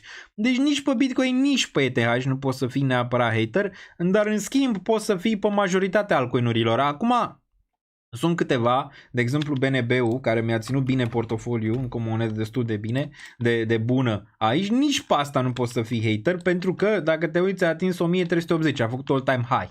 Dar acum nu arată fenomenal, iar targetul ăsta probabil va fi atins. Am vândut ceva aici? Nu. Dacă țineți minte, inclusiv și la ETH și la BNB, v-am zis că chiar dacă nu vând cam o idee mai pe long term, ar trebui, din punctul meu de vedere, și la ETH peste 4000 și la BNB peste 1000-1200, ceva exituri aici, ok? Din punctul ăsta de vedere. Poate să întoarcă ăsta anul viitor la 500? Se poate întoarce la 500. Adică de ce nu? După cum arată graficul. Dar în mare parte, atâta timp cât ține 746, încă îi dai o speranță că mai poate să aibă un raliu înapoi aici la anul sau poate chiar mai sus aici pentru BNB. Rămâne de văzut dacă Binance mai rămâne relevant în următorii ani. După cum arată momentan pare că da, dar mai puțin. De ce? Hyperliquid. Care și Hyperliquid, dacă ai fi ținut Hyperliquid, ai fi avut o performanță cât de decentă pe acest an. Acum, dacă ai și fi vândut ceva din Hyperliquid, dacă ne uităm aici la Hype, ai o performanță bună. Din $9 s-a dus până în 61 în 2025, deci o performanță decentă pentru cine a ținut Hyperliquid. Acum slab, dar pare că ajunge în sfârșit la niște zone mai umane. Aici Hyperliquid și mă interesează pentru la anul. Deci pentru la anul m-ar interesa ceva Hyperliquid. Vedem cât a atins pe Fibonacci. A atins sub 61.8, vine undeva spre 78.6, care vine la 19. M-ar interesa zona asta de aici pentru Hyperliquid. Lichiditatea nu mai am atât de multă, aproximativ 10% momentan, deci trebuie chibzuită cât de cât după anul ăsta care ne-a pus să pioneze în picioare. Da? Ar fi nivelul ăsta de aici, 19-14, unde cel mai probabil va pune un bounce destul de bun. Vorbesc de hype pentru un posibil portofoliu de bază. De ce? Mergând înainte vreau să mă reorientez portofoliul, să-l reformez într-un fel, dar nu imediat, cel mai probabil în câteva luni de acum încolo, pe monede care fac buyback-uri, iar Hype face buyback. Cred că mergând în viitor, dacă n-ai buyback, dacă n-ai ETF, dacă n-ai aceste companii care îți acumulează moneda, o să fie foarte greu ca lichiditatea să-ți vină la tine. Ok? Deoarece am ieșit din zona romantică în ceea ce înseamnă criptomonedele și acum ar trebui în mod normal ce are utility să aibă o performanță mai bună în următorii ani decât ce nu are utility absolut deloc. Iar asta are, atâta timp când nu se sparge nimic, are volume bune, are fee-uri bune, face profit, 99% din profit îl bagă în token, cel puțin momentan, ceea ce e bine. Tu ca investitor, când investești într-o monedă, te uiți cine cumpără moneda și dacă echipa vinde sau cumpără moneda, că e relevant. De asta aceste acțiuni urcă, de asta ai văzut Nvidia că urcă, Microsoft că urcă, Apple că urcă, își fac buyback la acțiune, nu? Și de asta urcă. Tu când cumperi o criptomonedă, nu cumperi compania. Că uite-te la Filecoin, un caz complet și clar. Filecoin a avut profitabilitate o lungă perioadă, a băgat vreun cent în token? Absolut deloc. Și asta s-a văzut în performanțele pe care le-a avut token. Pe altă opus, uite-te la BNB. BNB are burn, nu are nevoie Binance să vândă absolut deloc din token, deoarece au o companie profitabilă și nu au nevoie chiar și bagă banii înapoi în token, ok? Și a făcut all-time high, înțelegi? Deci cam asta ar fi, să zicem, dinamica în ceea ce înseamnă a te gândi cum să investești mergând înainte în zona de criptomonede. Are profitabilitate, ești cum recumpără tokenul, are tokenomics ok, are ETF, cam pe acolo vrei să te gândești dacă vrei să investești, deoarece partea romantică e cam gata. Bitcoin acum a performat, ce vrei să facă? Mai mult ziceam de zona de Bitcoin în care ar trebui să detașeze altcoin-urile de Bitcoin și se vor detașa ușor big caps de Bitcoin, că n-au cum să nu se detașeze. Problema mare de manipulare a fost și că n-a trecut acel act votat în guvern pentru structura pieței de criptomonede în Statele Unite. N-a trecut, trebuia să treacă în decembrie, nu s-a întâmplat și uite ce se întâmplă la momentul de față în care toată lumea încearcă să tragă pe ultima 100 de metri, știi cum e, când se termină ceva în care ți-am mers și ai făcut foarte mulți bani și e pe terminate, vrei să tragi cât mai mult ca să poți să faci cât mai mulți bani, că se termină, știi? Asta e chestia, se termină. Se termină aceste manevre, aceste mișcări, se termină. Vor începe altele și mai mari la un moment dat, da, dar momentan astea mai mici, actorii mai mici, se termină. De la anul rămâne de văzut când. Și de asta se trage toată lichiditatea din zona de cripto în momentul de față. Pentru că ăștia sunt nemâncați. Sunt nemâncați, îți dai seama. Sunt nemâncați și vrem cât mai mult acum, că de la anul, îți dai seama, vin ăștia, ne pun cătușele la mână. Ok, bun, deci e important și asta. Acel market structure bill, care trebuia să treacă anul ăsta, n-a trecut. La anul probabil va trece și vom avea și mai multă claritate în ceea ce înseamnă zona de criptomonede. La ETH, am vreun dubiu că asta se va tranzacționa aici? N-am niciun dubiu. Eu personal, tu poți să ai multe dubii în ceea ce înseamnă ETH și că oricum piața îți va da dubii multe. Poate să tranzacționeze mai jos de aici, ETH pe termen scurt? Absolut. Absolut se poate tranzacționa mai jos. Asta nu înseamnă că pe termen lung, dacă ai răbdare suficient, asta nu se va tranzacționa aici. În zonele astea. O să fiu acolo când se va întâmpla? Cel mai probabil da. O să am mult ETH? Da. O să am mult ETH. Poate să întâmple să nu ajung aici? Păi e probabilitate și de asta, da? Dar dacă ai încredere, pe ce investești? Investești pe o analiză și pe o încredere pe care o ai într-o acțiune, într-un proiect, în ceva. S-a întâmplat ceva diferit cu Ethereum din 2021 față de 2025? Răspunsul este da, dar nu la modul în care ceva rău, ci ceva bine. Lucrurile bune vin în fiecare zi, poți să te uiți la toate numerele ce țin de ETH, toată tehnologia, toate arată țiplă. La un moment dat, clar că prețul va reflecta asta, dar nu înseamnă că imediat. Nu înseamnă că imediat va reflecta asta. Cumpără, ați văzut Tom Lay foarte mult, cumpără aia foarte mult, cumpără BlackRock, a luat miliarde, prețul nu mișcă deloc. A cumpărat BlackRock, nu știu, 30 de miliarde, habar n-am câte au, ne uităm imediat. Cât a cumpărat, nu mișcă deloc. Dar când vinde BlackRock odată, prețul zici că nu mai are fund. Întrebarea este, sunt ceva lucruri acolo necurate? Absolut, că n-ai cum. Adică când vin acele cumpărături, fie Coinbase face niște manevre, fie altcineva face niște manevre, ceva e putred acolo, undeva la mijloc. Dar clar că nu știm unde momentan. Cred că este missed price acest ETH la 2927, absolut. Ar să fie mult mai sus. Prețul real, din punctul meu de vedere, ar trebui să fie 5.000 în momentul de față pentru ETH și 2927. Poate să ducă și mai jos întâi? Da, poate să se ducă și mai jos, dar din nou, dacă am încredere în ceva, o să continui să cumpăr, nu? Dacă îmi dă discount aici, o să continui să cumpăr în continuare. Și la un moment dat, sperăm să nu ajungem așa, că ajungem și la silver imediat. Sperăm să nu ajungem așa. Doamne ajută să nu ajungem așa. Că arată bine asta, nu? Dar ce nu vă arată toată lumea de pe internet care vorbește acum de argint că a urcat? Țineți minte că noi vorbeam de aici. Graficul ăsta e făcut de aici din 2022, dacă mai țineți minte de argint. Și vă ziceam, 2024, 2025, nu știm când neapărat, vom avea un breakout pentru zona de argint și de metale, cel mai probabil. Și nu asta ca să vă zic, am avut eu dreptate. Nu, da, am zis-o și am analizat de mult această piață de argint, ok? Peste tot. Dar din nou, multă lume nu-ți arată asta. Uite aici ce s-a întâmplat. Deci în 2011 ai avut raliu din 2008, de unde ți-a pus un bottom la $8. Ai avut un raliu până în zona din aprilie 2011, unde ai avut un $49. Apropo, acest $49, dacă ne uităm în stânga, țineți-vă bine, nu mai fusese atins din 1980. Și aici în 1980 a fost o inflație foarte mare, era Volcker aici. În zona asta inflația atinsese în SUA, nu știu, 18-20%, nu mai țin minte. Și Volcker a dus dobânzile la stele într-o singură ședință, ok? Și argintul, pe această inflație venită, a urcat. Acum miroase același lucru, poate, cu ce s-a întâmplat aici în anul 1980, la nivel de inflație. Dacă Trump își face play-ul, e foarte posibil inflația să revină, dar nu imediat, ok? Dar din 1980 până în 2011, calculați voi câți ani sunt, în care argintul a făcut asta. Okay? Deci asta s-a întâmplat de aici. S-a întâmplat minus 92% și nu ca la Bitcoin că și-a revenit imediat. Aici nu era internet, știți? Adică nu exista internet și n-a auzea. Până auzea baba din fundul satului că domnule, pic argintul, până pleca de la bursă, până ajungea la tanti Leana din fundul satului, treceau vreo 17 ani. Pic argintul. Când tanti Leana auzea că pic argintul, deja în 2011 era aici. Era înapoi la 33. Deci da, vorbim și despre astări imediat. Da, vorbim. Deci da. Bun, putem să vedem aici, da? Câți ani de zile au trecut aici?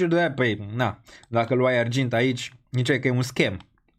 Ce e scamul ăsta care a picat de la... a picat 92%, băi, și aici de-abia în 2006, deci de-abia în 2006 s-a întors aici, dar structura fenomenală. Aici era structura fenomenală, da? A durat mult de tot, mult. Același cup and handle, ce vrei să zici, același lucru, același breakout. Le putem vedea aici înapoi. Și aici când a venit, bam, a făcut all-time high. Ăsta e, mergem, cumpărăm argint în 2011. Ce să vezi, nu s-a întâmplat. A avut același lucru, ăsta e un cup and handle mai mare, se poate vedea. Din zona asta de aici, în zona asta de aici, de-abia acum, după ce a stat din nou din 2011 până în 2025, sub all-time high, nu știu, a făcut breakout. Și mulți vor să shorteze asta. Cum? Adică da, ok, poți să încerci, dar ține cont cât are acumulat ăsta aici. Uite ce structură masivă e aici. Adică uite ce structură masivă e aici. pentru argint. A acumulat 15 milioane de ani, o viață de om. Deci a acumulat o viață de om aici și zici că aici vrei să-l șortezi. Șortează, dar asta mai e un pic să întoarce invers graficul aici pentru argint. A atins aproape targetul, hai să ne uităm care era.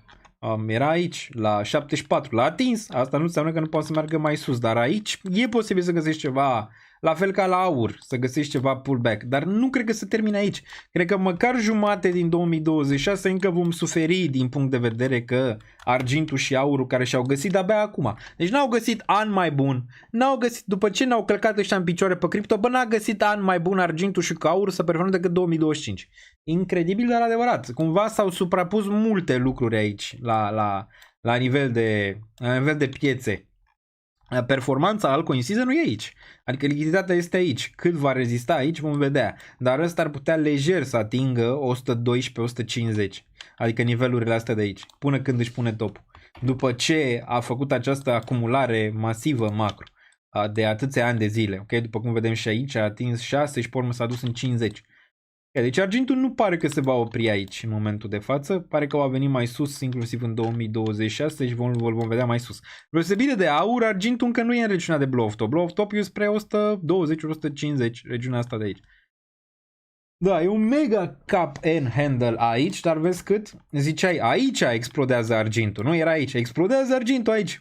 N-a explodat. Era în 2020. Explodează argintul. Încă 2 ani de suferință și durere. Explodează argintul aici în 2023. N-a explodat argintul nici măcar aici. Explodează argintul aici în 2024. N-a explodat argintul în 2024. Da, aici. Okay. Nu mai zic de regiunile astea de raliu. Dar aici nu cred că era mare interes.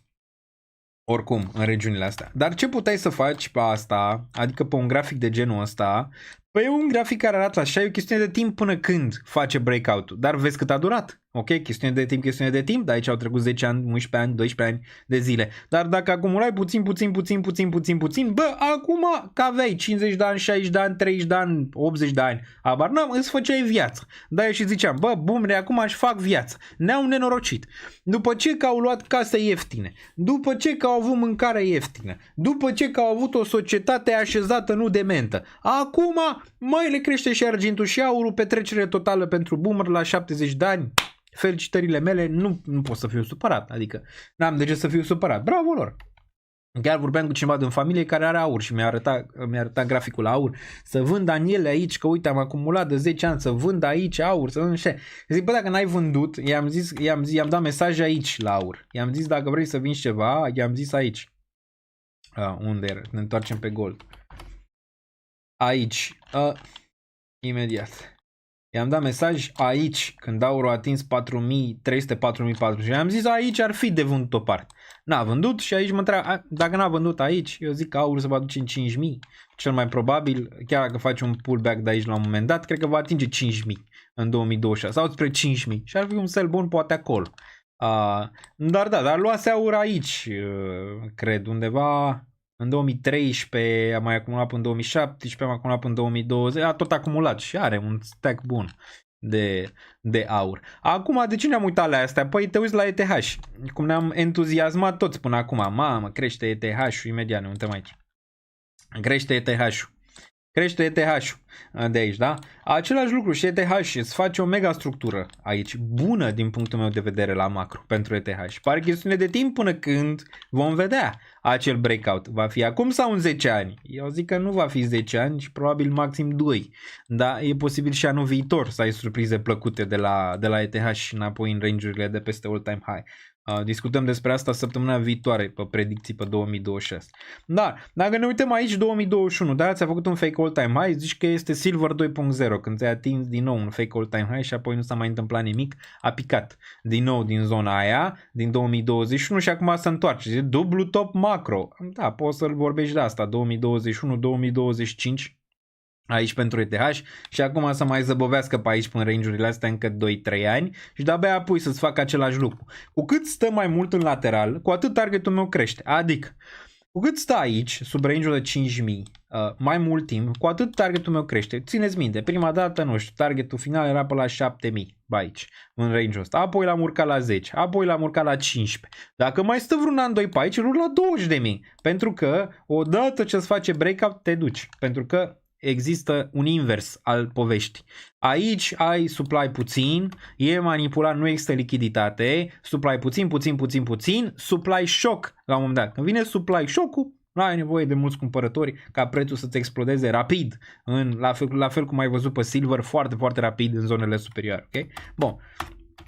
De asta play-ul meu e pentru 2026, clar este ETH și voi mai acumula în continuare dacă se îndreaptă aici. Acum n-am ce să mai acumulez aici pentru ETH și pentru mine dacă se duce înapoi spre 2000, sub 2000, din nou voi acumula, dacă nu e ok, am destul. Dacă v-am dat posibilitatea în 2026 aici, ok. Dacă în 2026 se duce în 7000, probabil voi mai vinde un pic. Dacă se duce în 15.000, 10.000, 15.000, voi vinde un pic mai mult în ceea ce înseamnă ETH.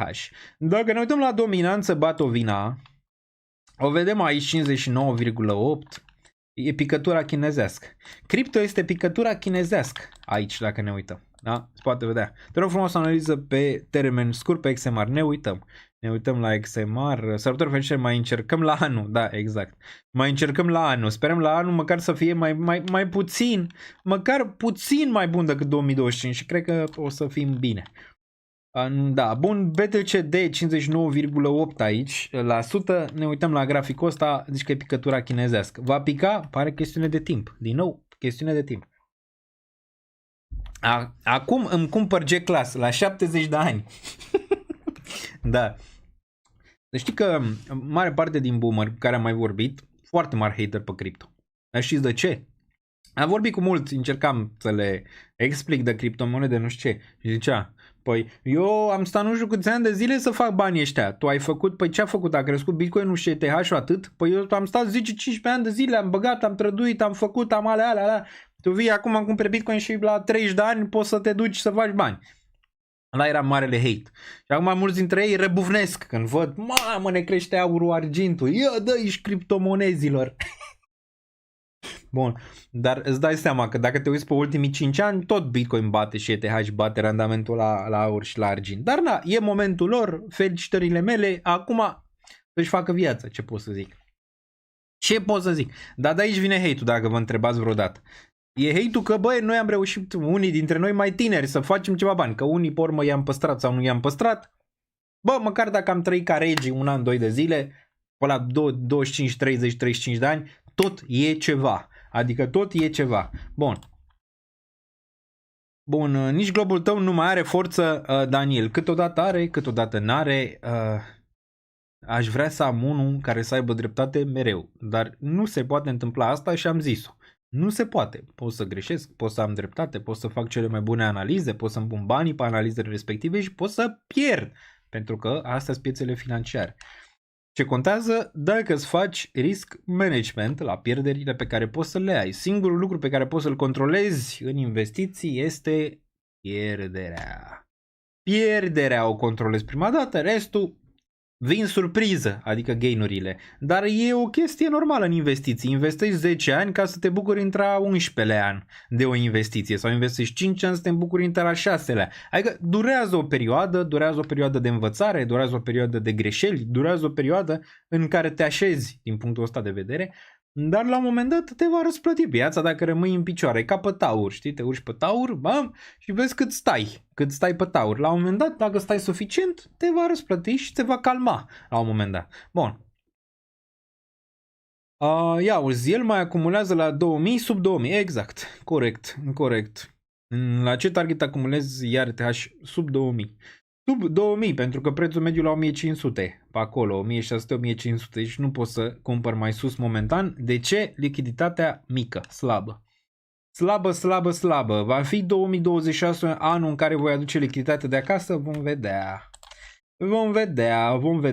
Deci dominanța în continuare arată cum arată.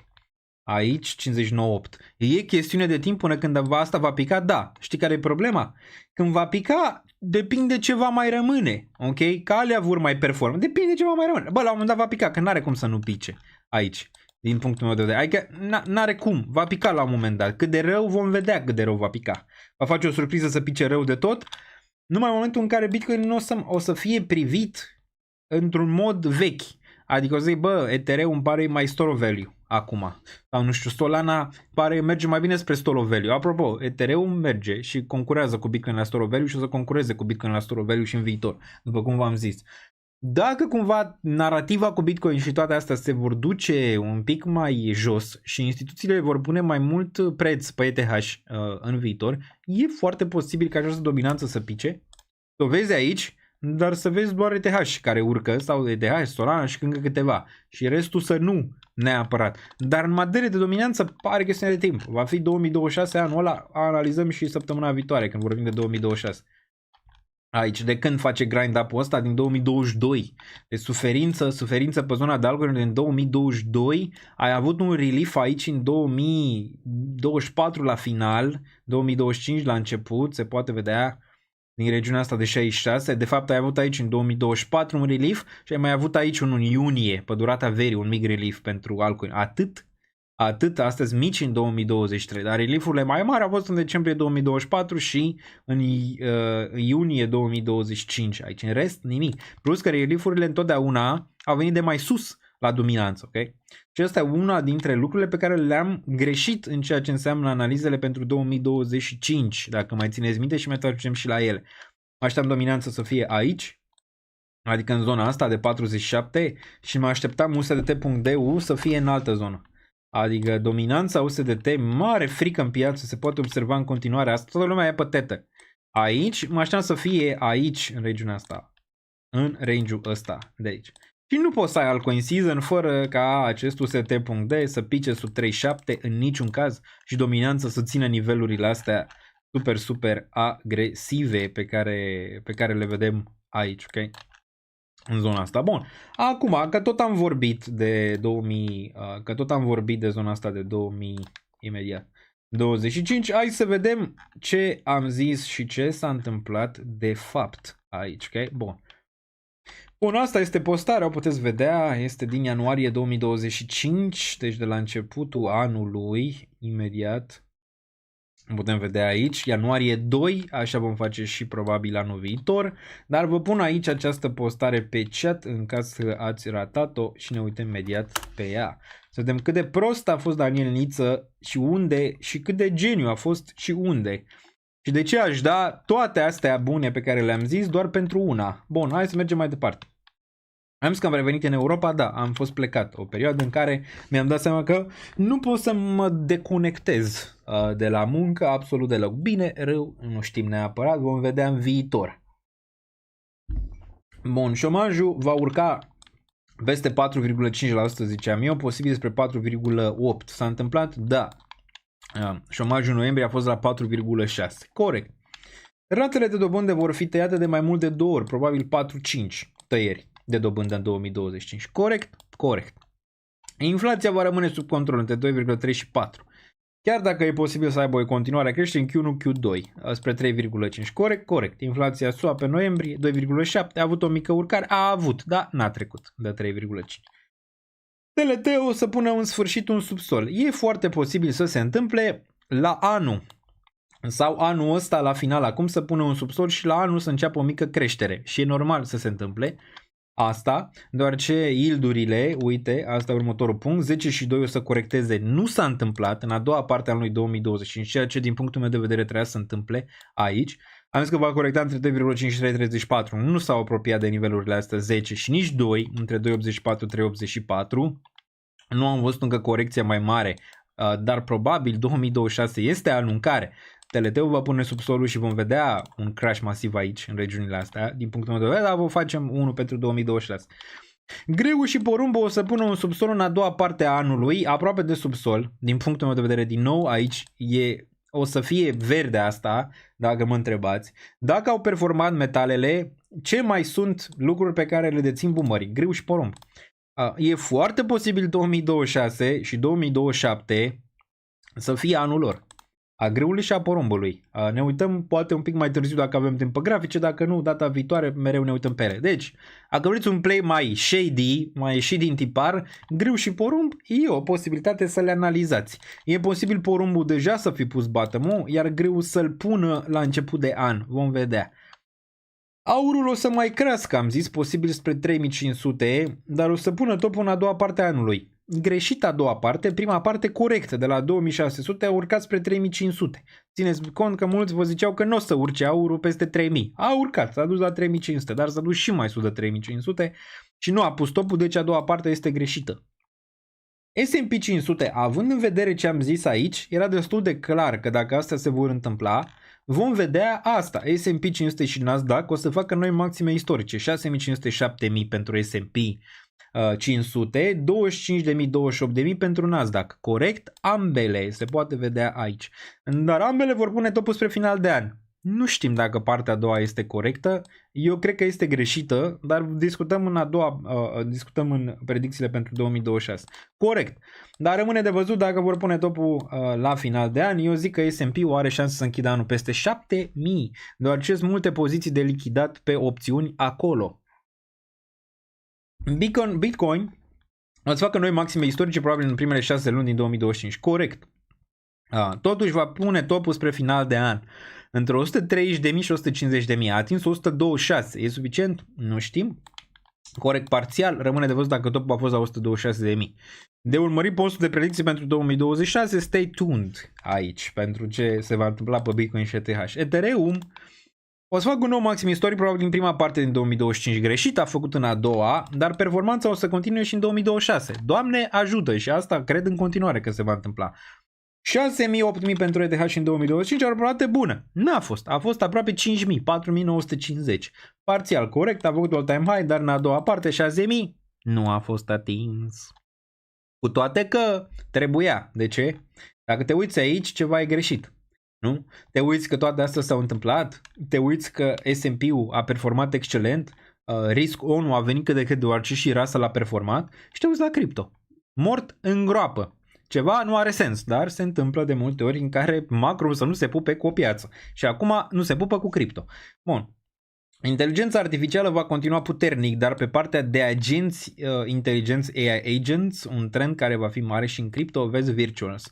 Aici ar zice greșit, cu toate că Virtuous a mai avut niște performanțe pe aici pe acolo și a performat cât de cât. Aici e greșit deoarece n-a fost niciun fel de hype în continuare pe agenții de inteligență artificială, performanța nu a continuat. USDT.D va atinge între 1,5 și 2, BTCD va atinge între 40 și 45, greșit, USD.D a atins doar 3,7, BTCD a atins doar 57. Pentru toate punctele bune pe care le-am avut până acum și pe care o să le am în continuare, aș fi dat tot doar pentru ca asta să fie corectă. Ceea ce nu s-a întâmplat.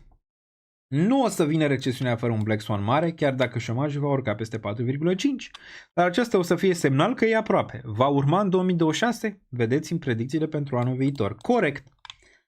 Se va încheia un acord de încetare a războiului între Rusia și Ucraina probabil în vară. Greșit, cu toate că nu a fost departe aici. Nu a fost departe, dar e greșit. ETF-ul pentru Solana probabil va fi aprobat spre final de an, corect, dar asta nu a adus absolut nimic. Meme coin-urile va avea minim un raliu important, dar trendul va fi în scădere. Corect, prima parte am văzut meme-urile, printre care și Pengu, care au performat, în detrimentul agenților AI. Corect, prima parte, greșit partea a doua. Ok? Că pe urmă n-am mai avut. De fapt, dar trendul va fi în scădere. A fost în scădere, dar nu în detrimentul agenților de AI. Da, asta am zis, corect prima parte, greșit partea a doua. Real World Assets și DeFi vor continua trendul ascendent. Corect, activitatea on-chain în creștere. Deci asta este corect, numai că prețul nu o reflectă.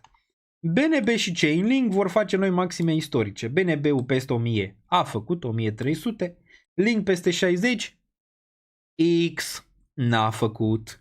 Dețin și BNB, Link am început să acumulez mai mult acum spre final de 2025, sperăm să facă în 2026, e ok. Bun, Solana va încetini creșterea, corect? A încetinit-o, dar probabil face un nou maxim istoric, 420 de analizat. Corect prima parte, greșit partea a doua, a urcat doar la $293, totuși a făcut all-time high. Țineți cont că pe asta am avut-o la $10.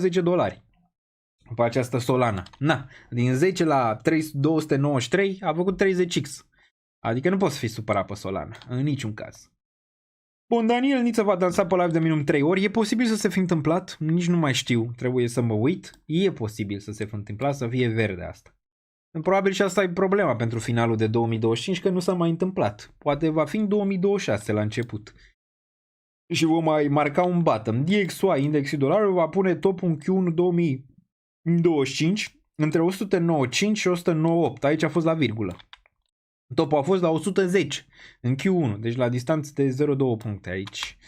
Uniunea Europeană va continua să pierdă teren în fața SUA și China din cauza reglementărilor și taxelor masive. Corect, un trend care va continua și în 2026, sunt absolut convins. Unul cel mai probabil pentru un creș în piețe martie, mai, iulie, septembrie. Corect, doar martie. Restul greșit. Mai departe, deoarece nu m-am oprit aici la aceste predicții. Monedele stabile vor continua să crească capitalizarea și vor fi introduse în sistemul bancar clasic. Corect, absolut corect. Ați văzut ce se întâmplă, mania pe monedele stabile. Adopția instituțională va continua să crească, cu multe companii alocând între 1 și 5% în Bitcoin și ETH. Corect, dar prețul se duce la vale. O companie mare va adăuga ETH pe balance sheet. Corect, Bitmain și-a adăugat vreo 12 miliarde doar. Staking-ul o să fie adăugat pe ETH și spot ETH. Corect, s-a întâmplat și asta, niciun fel de reacție. ETH va performa mai bine ca BTC, dar și Solana, mai ales în a doua parte a anului. Aici, cu duș întors, am rectificat în comentarii. A performat mai bine ca BTC în ultimele luni, dar și Solana, la fel, similar, mai ales în a doua parte a anului. Corect. Dar vom vedea ce se întâmplă mai departe. În prima parte a anului a performat execrabil, deci na. ETH o să atingă 1 trilion capitalizare. Absolut greșit. Absolut greșit. A fost departe? A fost, da.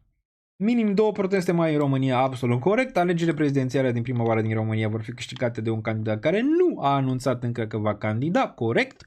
A câștigat Nicu Șordan, care nu anunțase încă. Acțiunile chinezești vor crește, corect, au crescut. Și Baba și altele au crescut destul de bine, în afară de NIO. Da, și NIO a mai avut niște urcări. Atacurile cibernetice vor continua să crească exponențial, minimum Black Swan venit de acolo. Greșit, nu s-a întâmplat, cu toate că a mai avut câteva tentative. Trump va fi primul președinte care a zburat în spațiu, poate nu anul ăsta, dar până în 2029. Vom vedea, e pending.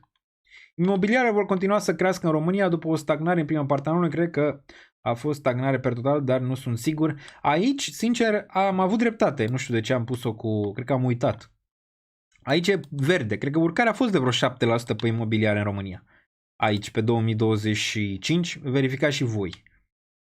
Dar cred că aici e verde. Okay? Elon Musk o să vină în România, a fost destul de aproape în primăvară, dacă țineți minte, dar greșit. O să vină altcoin season, dar nu pentru toate monedele, aproximativ 30% posibil până în iunie.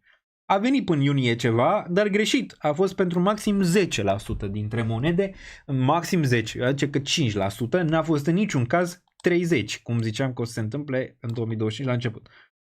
O să spar momentul când cineva să mă întrebe pe live dacă e să cumpere $25, greșit, nu s-a întâmplat, Polkadot de fapt s-a dus la $2 și sub 2. 5.000 de persoane pe live greșit, au fost doar 4.500, dar a fost aproape.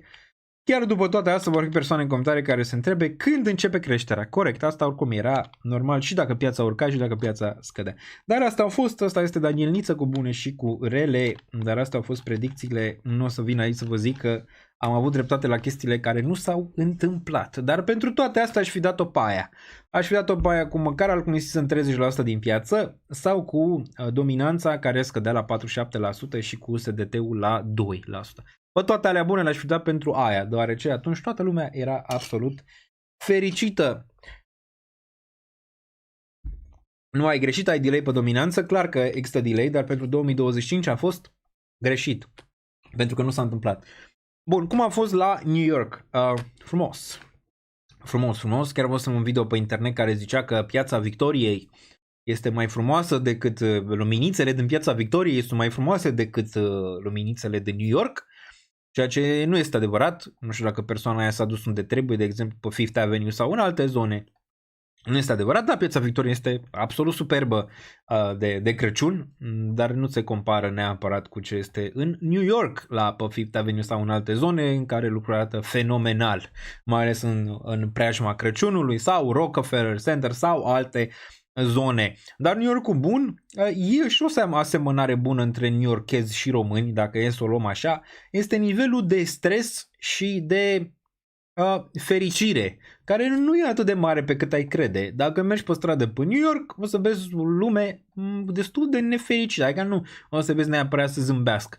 E o discrepanță mare, de exemplu, într-o Olanda, dacă mergi pe stradă în orașele mari, nu știu, Amsterdam, Haga, Utrecht sau altele, în care oamenii sunt bucuroși și nu neapărat de la droguri, cum aș crede, în niciun caz, nivelul de trai e excelent, deosebire de New York, în care acolo stresul e mare, oamenii muncesc mult, de dimineața până seara, unii au 3, 4, 5 joburi, agitația este extrem de mare și o asemănare mare între un newyorkez și un bucureștean, dacă e să o luăm așa la nivel de trafic, la nivel de cât muncesc, la multe, la nivel de prețuri, mai nou, tot se adună. Acum ei măcar au zgârie nori și infrastructură, ajungi foarte ușor peste tot.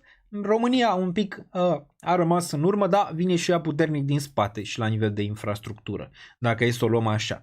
Dacă mergi în New York cu metrou, ceea ce am și făcut, o să vezi boschetari care dorm în metrou, mai mulți decât vezi, de exemplu, în București, ok?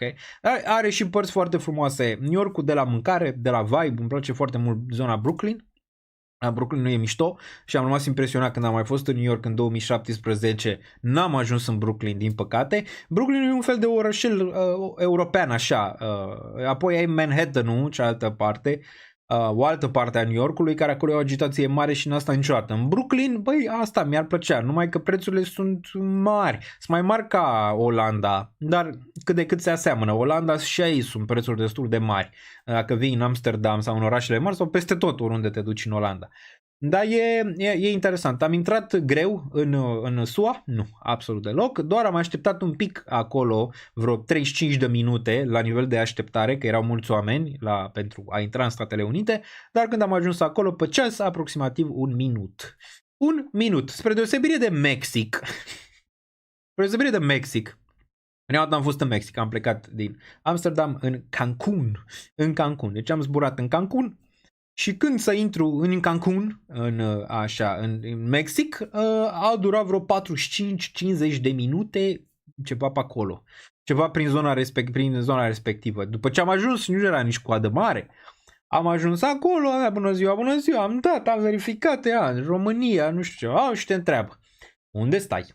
Unde te duci? Cu cine? Ce faci? Când te întorci? Ce aia? Arată-mi rezervările. Arată-mi alea. Și, băi, am arătat. Câți bani ai? Am $5 important. Zic $5 cash. Că știam că în SUA te întreabă cât ai cash. $5 cash. Pe urmă ce dai și pe carduri? Zic, cum adică și pe carduri? Adică trebuie să vă zic câți bani am și pe carduri? Și am zis, nu răspund la așa ceva. Și s-a uitat la mine și am zis, am 5 lei pe cardul Revolut.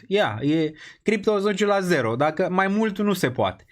Și pe urmă s-a dus, au vorbit cu niște oameni în spate, a durat, mai m-au ținut acolo încă vreo 30 de minute, au mai discutat, alea și până la urmă mi-au dat drumul în Mexic. În Mexic mi-a plăcut, n-am de ce să zic că nu și dacă vreți să ajungeți vreodată, eu am planificat acest trip de multă vreme, deci nu l-am planificat ad hoc, ok? În Mexic vă recomand dacă vreți să mergeți și vreți să ajungeți, poate în zona de bull market când se va întâmpla, mergeți în Mexic, e tare. Țineți-vă totuși cardurile bine și faceți diferența între Mexican pesos și dolari, care au același semn, adică dolar. Deoarece o să vă scămuiască ăștia pe la toate colțurile, toate posibile, imposibile, vă bagă 5x, 10x la preț. De cele mai multe ori, mai ales dacă te duci în zone turistice, asta este clar. Okay? Dar mi-a plăcut. Servirea foarte bună, mexicanii, mare parte dintre ei, oameni super ok, adică săraci, dar super ok din punctul meu de vedere, că nu vor să te scămuiască, dar poți să înțelegi de ce te scămuiesc, nu? Că la ei e sărăcie, vede pe cineva care vine cu bani, e de la ăla, nu? Dacă nu e atent la prețuri, ia de la tine, nu? Ca să-și facă și el viața. Așa, dar servirea bună, mâncarea bună, am mâncat fel de chestii de la, nu știu, tacos, enchilada, tot, chips, tot, mâncarea este fenomenală. În Mexic am zis, în Cancun, am fost în Playa del Carmen, am fost în Cozumel foarte tare, pentru că pentru viața de acvatică e printre cele mai mișto locuri pentru a vedea ce se ascunde în ocean, adică am văzut rechini, am văzut broase cestoase, am văzut tot ce se putea, adică am făcut snorkeling în ocean, a fost tare, a fost foarte, foarte tare, am fost la Chichen Itza sau cum vrei să-i zici, m-am întors acasă la templul Mayan Mayash, la templul Maiaș. Ok, Maian e că de la... Da, așa. Foarte bun și ăla, între cele 7 minuni ale lumii. Foarte mișto. Maiaș în general, foarte tari. Foarte, foarte, foarte tari pe matematică și totul la ei ține de matematică, de cifra 13, cifra 52 e foarte importantă pentru ei și cifra 0, care e foarte bună pentru o zonă de criptomonede de multe ori. Ei au inventat. Deci dacă o monedă se duce la 0, dăm vina pe maiani, pe maiași, pe cum vrei să-i zici. Bun. Tot din Texas de data asta, uite, Ramona este în Texas, oamenii încă zâmbesc aici, deși nu știu dacă e doar polite. Americanii, să știi că americanii în general zâmbesc. Ei când intră în magazin sau când intri în orice magazin, e politețe la ei. Dar uite-te la cei de pe stradă în general. Nu te uita la magazine sau unde intri sau unde te servește sau la ei politețea e ceva how are you, how are you, how are you, how are you. Când am fost cu criptoist în America și zicea unul how are you, nu știu ce, criptoist începuse să vorbească, am good, de fapt era politețe, știi? Adică pe la nu-l interesează neapărat cum te simți tu. Te întreabă, știi, adică te întreabă, dar în Texas n-am ajuns. Uite, în Texas n-am ajuns. Dacă se califică România la mondiale, poate, dar probabilitățile sunt mici, dar cine știe, poate se întâmplă odată la 29 de ani. Apropo, probabil o să fiu la meci cu Turcia acolo, dar e greu. Bun, ce întrebări mai aveți pe partea asta? Deci Mexicul recomand, New York am intrat foarte lejer în Statele Unite, n-a fost niciun fel de problemă, a fost mai mult în Mexic când am intrat. În Mexic e poliția mai peste tot pe stradă, dar nu m-am simțit niciodată că nu sunt în siguranță în zonele turistice. N-am fost în alte zone din Mexic decât cele turistice pe care vi le-am zis. Deci n-am experimentat în Mexic cu adevărat, dacă e să o luăm așa. Salut, vreau să-ți dau un superchat și nu merge. Vin ăștia și ne banează. Nu? Pe Instagram nu mai pot să pun nicio postare la story, decât pot să dau, nu știu, e o problemă, am un error, am vorbit cu ăștia de la suport, dorm, acum da, e Crăciunul. Deci când vreau să pun o postare, nu știu, de la ceva s-a trigăruit, că am fost până atâtea țări acum, au zis, mamă, Mexic, mamă, ceva se întâmplă. Și acum, când vreau să apăs să dau un story, nu mă las. Nu mă lasă, cu toate că contul meu nu are niciun fel de banare sau nimic, nu știu, e ceva ciudat. Noi îți mulțumim pentru 2025, ăsta extrem de greu, n-ai fost alături, știu că a fost extrem de greu, asta am zis și eu, sperăm 2026 să fie măcar un pic mai bun, dar vă promit că o să rămân aici, cum am zis până la final, greu, bine, rămânem aici, sper că ați învățat câteva chestii și în 2025, chiar dacă lucrurile arăta cum arăta la zona de criptomonede, poate vreți să faceți ceva diversificare când zona de acțiuni va pica, adică va fi în picaj, exact cum am eu și zona de acțiuni pe portofoliu, ar fi să zicem bine sau să mai diversificați și în alte zone, dar zona de acțiune acum e foarte sus, adică e greu să te gândești, fără un dip, cum a fost ăla din aprilie, să poți să te gândești să-ți diversifici ceva din portofoliu. Okay. Ăștia stau doar în mașini. Da, exact. La ei în America, să știi că și Mexicul are aceste influențe. Dacă te duci în Cancun, e o mare diferență între Cancun și Playa del Carmen sau Cozumel. Cozumel, e o insulă, Playa del Carmen la fel. Dacă te duci în Cancun, acolo e americanesc aproape 80%. Tot așa, mașini peste tot. Dacă mergi pe stradă, să uite ciudat la tine, adică ei nu merg. New-Yorkezii, de exemplu, New-Yorkezii nu sunt americanii reali, dacă mă întreb pe mine. Știți foarte bine cine a câștigat acum alegerile. O altă chestie în New York, nu știu, am aterizat din greșeală, nu am aterizat cu avionul, ci am vrut să ajung într-o parte, am luat-o pe jos, am mers vreo 35.000 de pași până New York.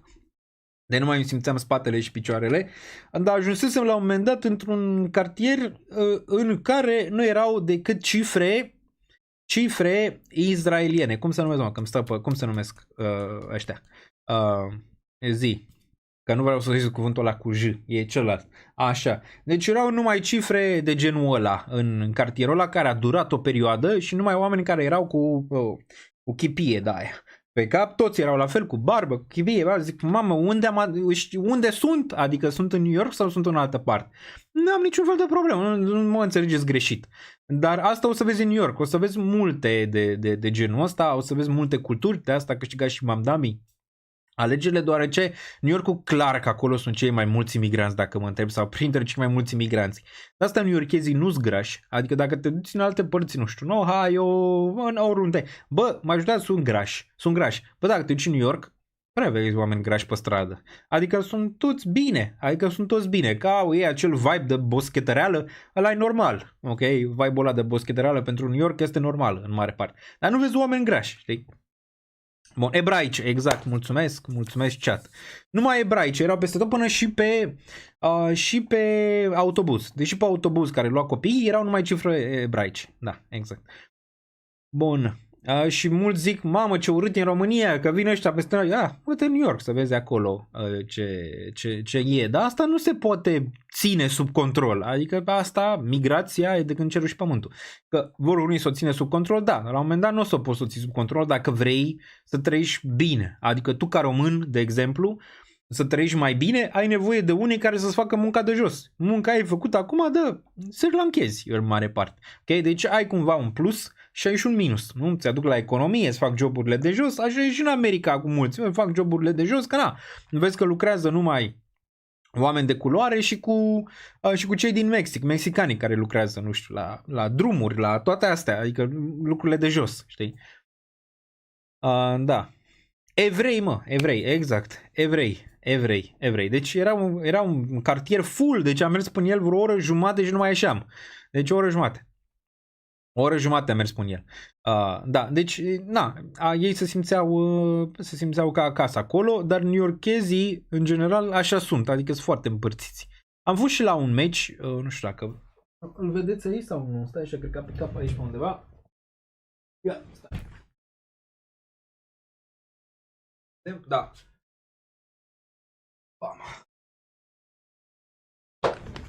Ia vedeți aici, New York Knicks basket. Mai mă uit din când în când, i-a nenorocit Philadelphia 76ers sau cum se numesc, Maxi i-a nenorocit de la 3. Le-a dat de la 3, a dat 30 de puncte. Dar un meci mișto, tot așa. Dar altceva în New York, nu știu ce să mai zic. Mâncare bună, am mâncat ceva, am mers pe jos, în rest, vai bun, am văzut și un Cybertruck. Dacă mergeți la mine pe story, ăla s-a postat, deci puteți să-l vedeți și de acolo. Bun. De ce e așa de frig în Olanda? Am înghețat. Exact, este foarte frig în Olanda, se simte ca la minus 8 grade. Dacă mai și ploua, adică ningea, era perfect, dar așa este. După cum vedeți, înapoi în Olanda, dar da, este foarte frig. Bun, alte întrebări sau mergem la grafice? Avem o oră și 35 de minute, de-abia ne-am încălzit pe acest live. Recomandări în Asia, uite, în Asia nu prea am fost. Poate să dea cineva de pe cea, dar în Asia n-am fost atât de mult. În zona respectivă urmează să merg și prin Asia, probabil.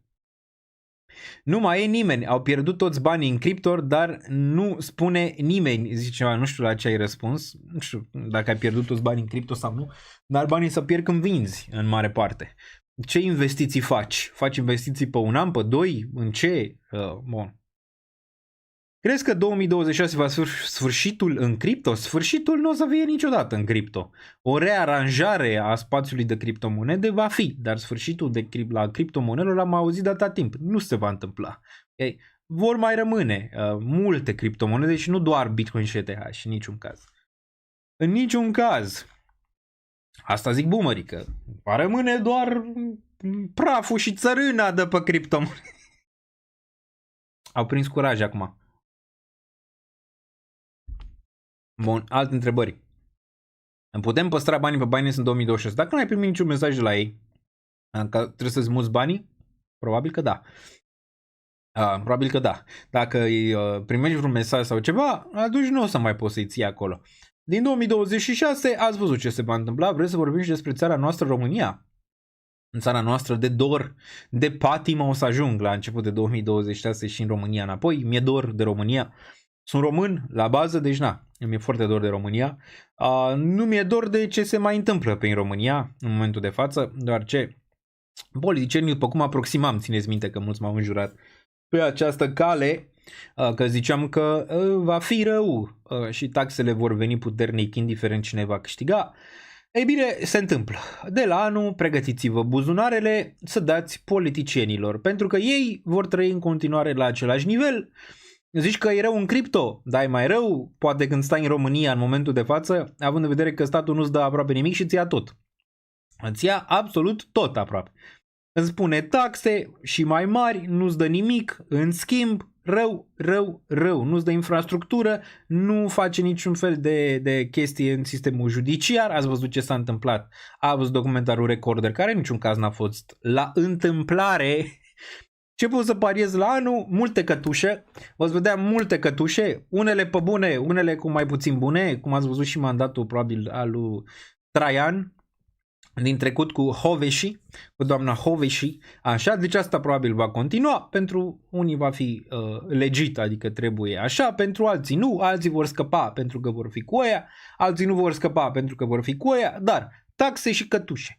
Taxe și cătușe, veți vedea în 2026 și o posibilă mini-recesiune în zona românească. Ok, vom ieși din ea? Probabil. Va pica guvernul? Probabil, da, probabilitate foarte mare, dar o să le spun pe toate astea în predicțiile din 2026. Vor ajunge suveraniștii la putere în 2026? Vom vedea în predicții. Bun. Să ne arate și ei cât de capabili sunt să conducă România. Bun, mai departe. Am fost în China, în Shanghai. Deci pregătiți-vă de taxe. Ați văzut, crește pe proprietate 70%, crește pe așa, pe dividende de la 16%, crește pe criptomonede, crește pe tot, iar guvernul dă înapoi așa și plus că bugetele lor rămân la fel, nu sunt și mai mari, adică nu sunt tăiate, deci nu taie în continuare de la ei, adică de la ei nu se taie nimic. Deci în final întrebarea este, și chat vă rog să răspundeți, ce s-a schimbat? Ce s-a schimbat? Bun, iar noi aici vorbesc de la general, ieșim în stradă doar când suntem siderați de anumite chestii pe care le vedem pe internet. Dar nu ieșim în stradă când banii ne pleacă din buzunar. Bun. Am vorbit despre România, deci dacă vreți mai continuăm, dar îmi spuneți voi ce, dacă nu intrăm pe grafice imediat. Link mai rămâne relevant în spațiu cripto sau se stinge și el ca majoritatea? Din punctul meu de vedere va rămâne relevant. Tu faci probabil confuzie între preț și relevanță. Prețul poate să scadă în continuare, relevanța poate să fie în continuare la un nivel mare, dar asta ar trebui să-ți placă. Atât timp cât e relevant și prețul e mic, poți să acumulezi mai mult cu sume mici. Bun. Țara noastră de 2 bani, măcar încă mai valorează 2. Asta e bine. E super dezvoltată China. Este, nu? Că e comunistă. Acolo tot ce zice ăla se întâmplă. Se dezvoltă mai ușor decât cu democrație, ăla, se ceartă cu ăla, cu ăla. Nu zic că democrația nu e bună, e excelentă în față de comunism. Aș sta vreodată în China? Doamne ferește. Aș sta vreodată în Rusia? Doamne ferește, nici dacă mai da bani. Dar ei se dezvoltă în unele cazuri tehnologic poate mai bine pentru că nu au aceste reglementări. Ai văzut Uniunea Europeană. Uniunea Europeană vine, taie, spânzură. Trebuie să plece ăștia de la putere din Uniunea Europeană în care conduc pentru a putea face și o reformă europeană în sfârșit, care e nevoie de ea. Va veni, stați fără grijă, da, depinde cum și în ce formă. Sperăm să nu vină în forma unui război, pentru că ăla de cele mai multe ori echilibrează situația. Sperăm să nu, pentru că cine merge la război, asta este întrebarea, războiul cui? Că numai al nostru nu e, știi, adică, bun. Dacă ar putea ăștia din taxare, n-ar lua tot dacă ar putea, dar nu poate să ne ia tot. Pentru că dacă ne-ar lua tot, pe urmă ne-am răzvrătit, știi ce zic? Așa îți ia până când ajungi acolo cu cuțitul la os, când ajungi cu cuțitul la os, bam, să opresc. Și mai dau un pic înapoi, pentru că dacă te duci cuțitul la os, bam, vine în stradă, știi? Bun, ai vreo părere despre The Graph? Au semnat parteneriat pe data index cu Link, Sol, Horizon. Cum stă acest The Graph la recumpărarea tokenului, adică la buyback? Cum stă la ETF? Dacă stă bine, cum stă la tokenomics? Și asta e părerea. Dacă stă bine la astea, e de bine. Bun. Sau ce părere ai și de piața imobiliară din rău în viitorii ani? Momentan am zis pe 2025 că va crește, a crescut. E mare inflația și prețurile cresc constant peste tot.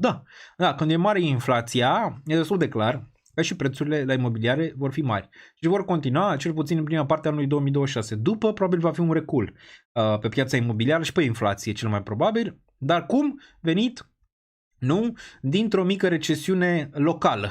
la nivelul României. Cu cât strângi lațul la taxe, cu atât companiile mici îți pleacă, mor sau îți pleacă, sau alea medii sau alea mari îți pleacă, așa, ori ce îți pleacă alea, nu mai sunt bani nici pentru angajări, se taie și angajările, de la stat se va tăia și angajări, se taie și la un moment dat vei avea mai puțin bani. Când vei avea mai puțin bani, prețurile scad natural, nu? Asta înseamnă o recesiune în mare parte. Cred că România va experimenta asta pentru că nu are cum altfel. Și atunci și prețurile la imobiliare vor stagna, chiar dacă ce se întâmplă în România, ce se mai întâmplă și în alte țări europene, sunt anumite entități care cumpără multe blocuri în rând, la rând și țin prețurile sus, că așa se întâmplă, nu? Că cumpără Giorgello, așa, un apartament și cumpără Gigica și pe urmă prețul crește. Nu așa se întâmplă de obicei. De obicei îți vine cineva cu foarte mult capital, îți cumpără foarte multe unități și pe urmă îți fixează el prețul și atunci îți dai seama că prețul crește. Dar venim pe o zonă de genul ăsta, e foarte posibil ca piața să fie inundată la un moment dat de aceste apartamente pentru că ați văzut că vin taxări și pe zona imobiliară mai mari decât în trecut și odată când schimb taxarea pe zona imobiliară, clar că acele entități care au luat acele unități și nu mai sunt atât de rentabile cât erau în trecut, vor vrea să le vândă repede. Și când vor vrea să le vândă repede, îți dai seama că nu vei găsi cumpărător repede. Și atunci când inunzi piața cu oferte, prețul scade, corect? Dar asta probabil în a doua parte a anului 2026. Stanciu Alexandru, bine ai venit în categoria Moon la membri, apreciez. Unde mai acumulezi BTC? BTC doar sub spre 50.000 dacă ajunge acolo, în rest nu. Va atinge 50.000 în 2026? Nu cred, cu toate că astea sunt acum analizele analiștilor de pe internet, nu cred că va atinge 50.000 în 2026. Cred că mai repede va mai avea un raliu hăituit spre all-time high în 2026 decât să atingă 50.000 acum. Bun. Crește salariul minim pe economie cu 30 de lei brut. Ce că 100 lei net pentru oamenii de rând. Un primar de municipiu care are un salariu de 9x ori salariul minim primește 600 de ore în plus. Ia-uzi ce reforme! Deci s-au făcut reforme, nici măcar alea pe care le-a făcut n-au fost bune. Nu știu, aveam așteptări mai mari de la Bolojan, după cum știți. Nu știu ce se întâmplă, dar de la Nicușor n-aveam, știți. De la Nicușor n-aveam, nu că neapărat e vina lui. Bă, nu e, adică n-a avut suficientă experiență în zona politică ca să poată să ajungă la nivelul de președinte. Asta e problema. Și e luat deodată, așa, știi? Adică a venit deodată, te-am pus acolo. Na, ca și cum îl iei pe unul de pe stradă și îl pui să facă ce face Daniel Niț aici. Păi să că o va da în strâmbe, că nu se știe să exprime, nu se știe ce să zică, nu se știe unde e camera, nu se știe ce e aia, nu se știe unde merge. Și ia măcar un an de zile să vadă cum merge treaba. Ai mai cumpărat ceva, Daniele? Nu, dar săptămâna viitoare voi cumpăra. O să fac update pentru Patreon la portofoliu de cripto, acțiuni și cel de risc. Și apoi voi face un video pentru a vedea cum stăm, de fapt cum stau la final de 2025 și va fi postat și pe YouTube săptămâna viitoare. Mișto, bluza e red ca și piață, exact. Hai, apropo de piață, hai să facem un update. Deci, pentru acel cadou trebuie să intrați în Discord, îl aveți jos aici și trebuie să faceți cont pe danielniță.ro pentru că trebuie să dați e-mail cu care v-ați înregistrat pe danielniță.ro pentru a putea lua premiu. Atât. În rest absolut nimic nu aveți de făcut decât să participați în Discord și să aveți cont pe danielniță.ro. Bun. Danielniță.ro care este și el gratuit, adică intrați pe danielniță.ro, faceți cont și aveți acces la toate astea de aici. Tot pe care le vom discuta imediat. Deci, piața, hai să vedem, dăm un zoom in la secțiunea de dashboard de aici. Total market cap-ul roșu. Suntem obișnuiți cu roșu, în fiecare zi se deschide piața bursieră, pic, cripto. Volumele pe 24 de ore în urcare. Pe acest picaj n-arată neapărat bine aici, pe acest picaj cu volumele în urcare. Vom vedea de mâine încolo dacă aceste volume vor continua să urce și prețurile își revin, atunci ar arăta mai bine. Algoi market cap-ul minus 0,94, dominanța BTC-ului minus 0,06, dominanța ETH-ului minus 0,01, nimic relevant aici pe unde l-am lăsat. Bitcoin pe unde l-am lăsat, 87.196, deci nimic nu s-a schimbat. Ethereum 2.921, BNB 833, Aici. Deci BNB-ul s-a ținut bine, Ethereum s-a ținut bine, Bitcoin bine. La un moment dat pe roșu azi. XRP-ul la fel, 1,84 sub $2 e bearish. Solana 122 sub 140,50 e bearish. Solana, unde aș mai cumpăra dacă aș cumpăra, ar fi $50 și sub. Tron, stă binișor, asta mult mai bine decât altele până acum. Doge la 12 pe unde l-am lăsat. Cardano 0,34 a mai picat de unde l-am lăsat. Bitcoin Cash-ul pe unde l-am lăsat, 596. Link-ul 12, a mai picat un pic din 13,8. Da, nimic relevant nici aici pe Link. Link voi mai lua sub zona de 10 sau spre 10. Voi mai adăuga la Link, n-am destul încă. ETH, să zicem că poate am, dar Link n-am. Frică în zona de criptomonede, unde am lăsat-o, peste o lună de zile, o lună jumate de frică, în fiecare zi te trezești, roșu, frică, moare. Aici cu minimul atins pe data de 2 decembrie la 16. Dacă ne uităm la acțiuni, e invers. Este zona de grid. Interesant, avem o discrepanță masivă în momentul de față între acțiuni și criptomonezi. Dar și S&P-ul corectează azi după ce a făcut azi all-time high, corectează un pic. Nasdaq-ul neutru, nimic relevant aici. Cumva traderii au plecat în vacanță, la cozonac, la familie, nu îi mai pasă nimănui momentan. Aurul în continuare și continuă urcarea, 0,95. Nu poți să zici că e de vină macro, nu poți să zici că e de vină bursa, nu poți să zici că e de vină Trump, cu toate că a mai făcut niște lucruri nasoale, sau Jerome. Bă, macro arată bine. Dacă te uiți la toate, trebuia piața de cripto să meargă bine, numai că câteodată nu merge așa. Poate să arate macro bine, acțiunile să-ți reflecte și cripto să arate în felul ăsta, să-ți vină să vomiți din 3 zone, din 3 părți dacă poți să vomiți, ok? Dacă ne uităm aici. Deci ceva structural clar aici, la nivel de încredere structural, s-a spart. Aici, din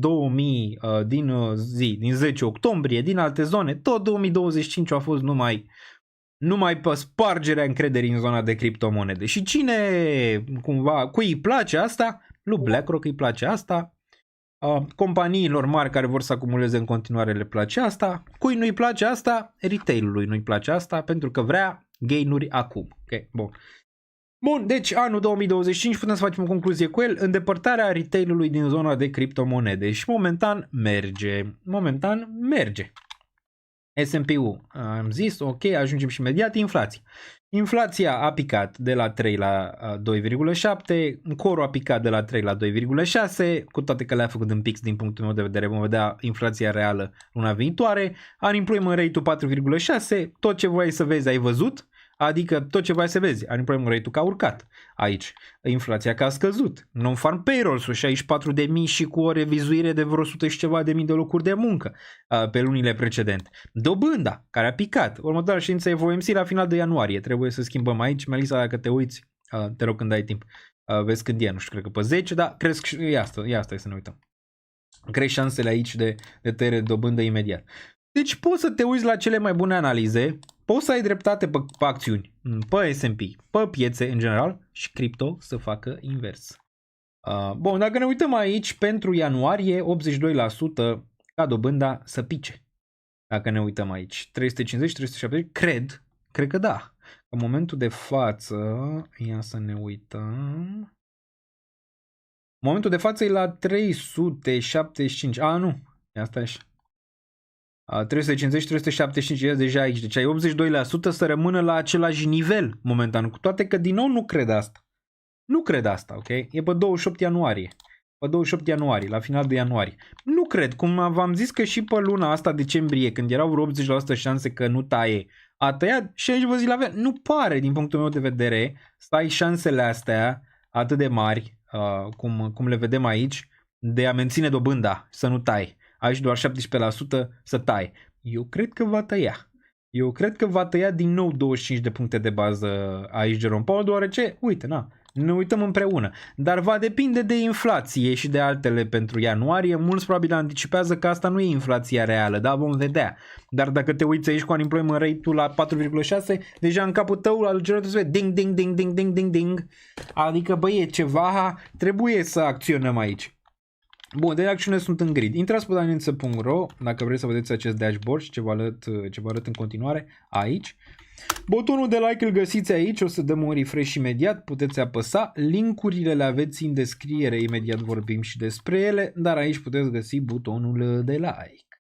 Bun, deci ăsta e dashboard-ul principal unde ai un overview pe toată piața, poți să-ți pui și pe telefon asta, intri pe Safari sau pe Chrome, dai share la această pagină pe telefon și o să ai acolo add to home screen, adică adaugă pe ecranul principal și o să poți să o ai și pe telefon, o deschizi și vezi asta. Bun, hai să mergem la criptomonezi individuale, să vedem ce se întâmplă aici. Pipin, care a urcat zilele trecute, acum corectează un pic. Virtual, să-l vedem la 0,69. Feciu, Doamne ajută, ține 20 de cenți. Momentan, nu mai au nimic decât sub 20 de cenți. Acolo, da. Asterul 0,7 a picat sub zona aia de 0, cât era? 0,8? 0,85, o zonă importantă pentru Aster, dar Asterul în continuare poate să facă lucruri interesante la nivel de risc, recompensă, îl am în portofoliu de risc. E pe minus momentan, da? Voi mai adăuga? Da, dacă se duce un pic mai jos. Etena 20 de cenți, un nivel critic pentru ea, dacă pierde nivelul ăsta ne vedem în 15 și sub 15, unde voi mai adăuga ceva la Etena. AAVele 155, e pe profit în continuare. AAVE, nu știu care e prețul mediu, trebuie să mă uit, $70 probabil.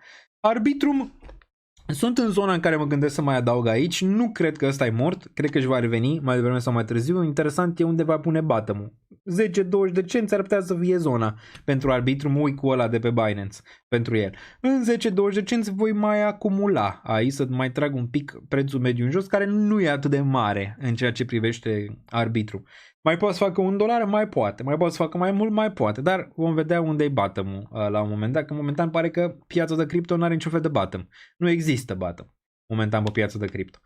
Morpho 1.19, Mix Atomul $2, aici nu voi mai adăuga momentan, dacă urcă peste 6, 7, 8, voi diminua poziția în ceea ce înseamnă Cosmos Atom. Bun.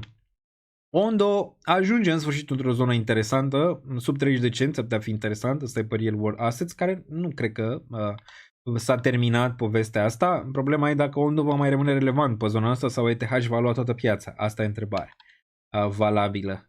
Aici ETH 2900, 2800, 3000, 2700, 2900, 2800, 3000, nimic. Adică același lucru, plictiseală masivă în ceea ce înseamnă aici ETH. Top 200, dacă ne uităm la top 200 rapid, ne uităm, Prom, Stable, Pendle, Kite, Bit, nimic relevant aici, ZKU, da, voi mai adăuga aici la ZK. La orice preț până la final de an voi mai adăuga aici la ZK. Depinde unde e, dacă e la 2.5 ar fi mai bine. La fel și la BIM voi mai adăuga 0027 până la final de an, încă o poziție. Telmet, nu, Bard, nu și cam atât în ceea ce înseamnă top 200. Hai vedem pe acțiuni ce se întâmplă aici, poate vedem ceva verde. Da, e 85% să rămână așa cripto, este exact. Am văzut pe urmă. Bun. Nvidia 1.65 astăzi urcă, în continuare urcă 191, am tot vândut din Nvidia, mi-a performat excelent, o să vedeți în update-ul respectiv de pe YouTube cât de bine a performat Nvidia la mine în portofoliu. Tesla și-a performat excelent. Am una singură acțiune pe minus, să vedem cine știe. Deci în toate pe care le dețin, nu știu, vreo 9 sau ceva de genul ăsta, una singură este pe minus. Mult? Nu atât de mult, dar e pe minus. În rest, toate stele planetare. Am văzut un geniu, bă, a fost o parte și de genialitate, dar a fost o parte și în care, dacă luai o maimuță și o puneai să aleagă acțiunile de tech, ale importante în 2022-2023, chiar și 2024, și le lua pe alea 10, păi performa excelent. Adică nu trebuie să faci nimic, decât să le lași acolo și nu se duceau la stele, nimic. Adică a fost easy mode în ceea ce înseamnă acțiuni. Da, NIO, exact. Pe minus pe NIO. Pe minus pe NIO. NIO e singura care e pe minus. Sperăm la anul să vină pe plus. Bă, pe LTR nu-s pe minus. Ho, pe LTR bine rău. Nu știu, pe la $15 cred că am prețul mediu. Da. TIA pe cripto, da. TIA e cea pe cripto, mai multe pe minus. Dar TIA e cea mai neperformantă, cred. Dar vom vedea. Tragem linie la final. Bun. Mergem mai departe. Apple 0.34, AVG OU 0.34, Amazon 0.0, Microsoft minus 0.16, PLTR-ul am tot vândut, nu știu, cred că vreo 50% am vândut deja din PLTR, 190, tot se ține aici, da, vedem cât. Meta 0.89, Berkshire, JP Morgan, cumva astea sunt corective, băncile sunt corective aici la final de an, dar bursa, n-ai cum să fii supărat pe bursă. A dat și volatilitate, a dat și în sus, a dat și în jos, a dat tot ce se putea da. La calendarul economic nu știu ce mai e pe anul ăsta de văzut. Aveți și calendarul economic. Deci aveți așa, dashboard-ul, overview, cripto, acțiuni și calendarul economic și calendarul de raportări aici. Îl aveți. Da, bun. Deci dacă ne uităm la ăsta, mai avem Core PCU pe ce date ar trebui să fie? N-a venit? Nu? Imediat ne uităm. Core PC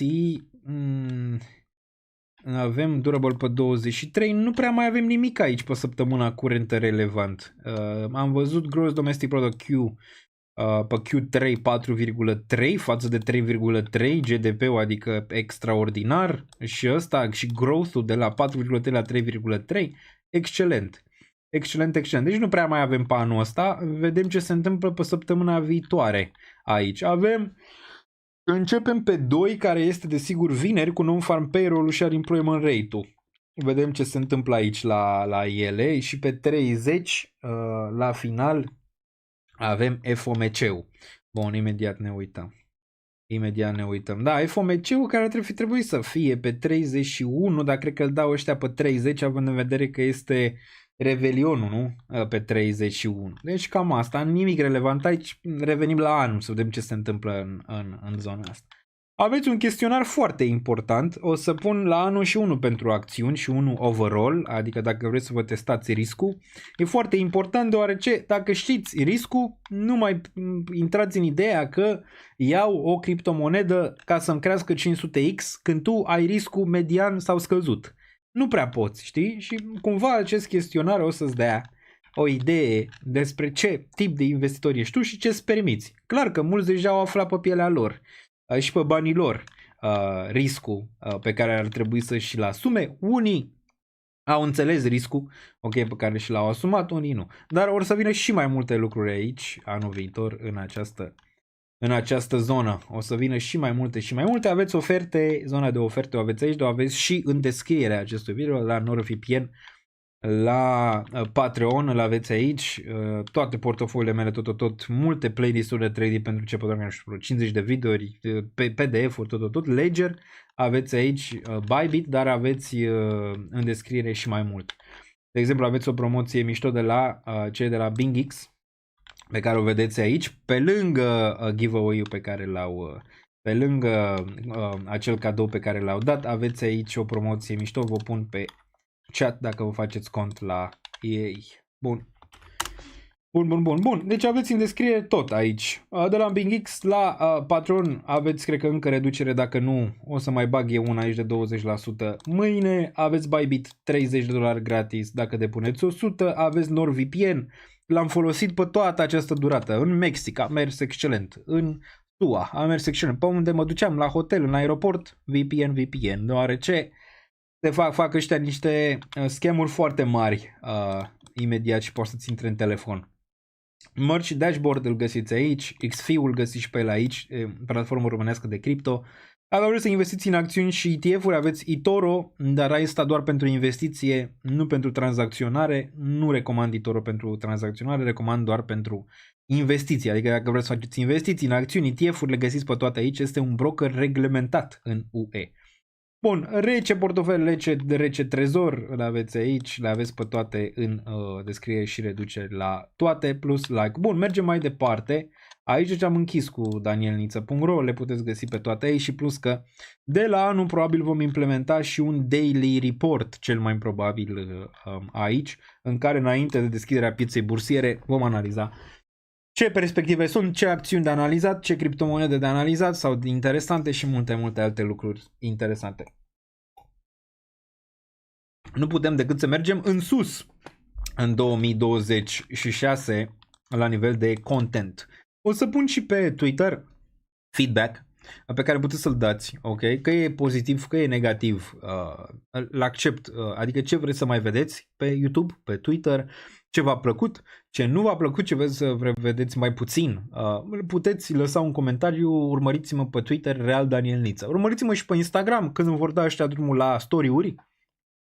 O să postez story-uri în continuare, dar urmăriți-mă și pe Instagram, Real Daniel Niță. Apreciez foarte mult comunitatea, apreciez foarte mult feedback-ul. Am făcut greșeli, am făcut și lucruri bune, tragem linie la final și vedem ce s-a întâmplat pe 2025, dar feedback-ul vostru este foarte binevenit, ok? Că e pozitiv, negativ, dați și argumente, că asta ar fi foarte bine și eu le citesc pe toate. Bun, ce cu fadul de pe AVE? Fadul de pe AVE este că au ei acolo un mecanism în care fondatorul pare, nu este încă 100%, sifonează niște fonduri pe care ar trebui să le ducă înapoi în monedă. Asta se întâmplă pe AVE în momentul de față, din ce am citit, și asta e problema. De ce am sentimentul că banii din bursă vor veni în cripto pe 2026? Așa am avut sentimentul și în 2025, dar după cum vezi, această tranziție a lichidității durează foarte mult. O parte din banii ăia s-au dus în metale. O parte din banii de pe margine s-au dus în metale.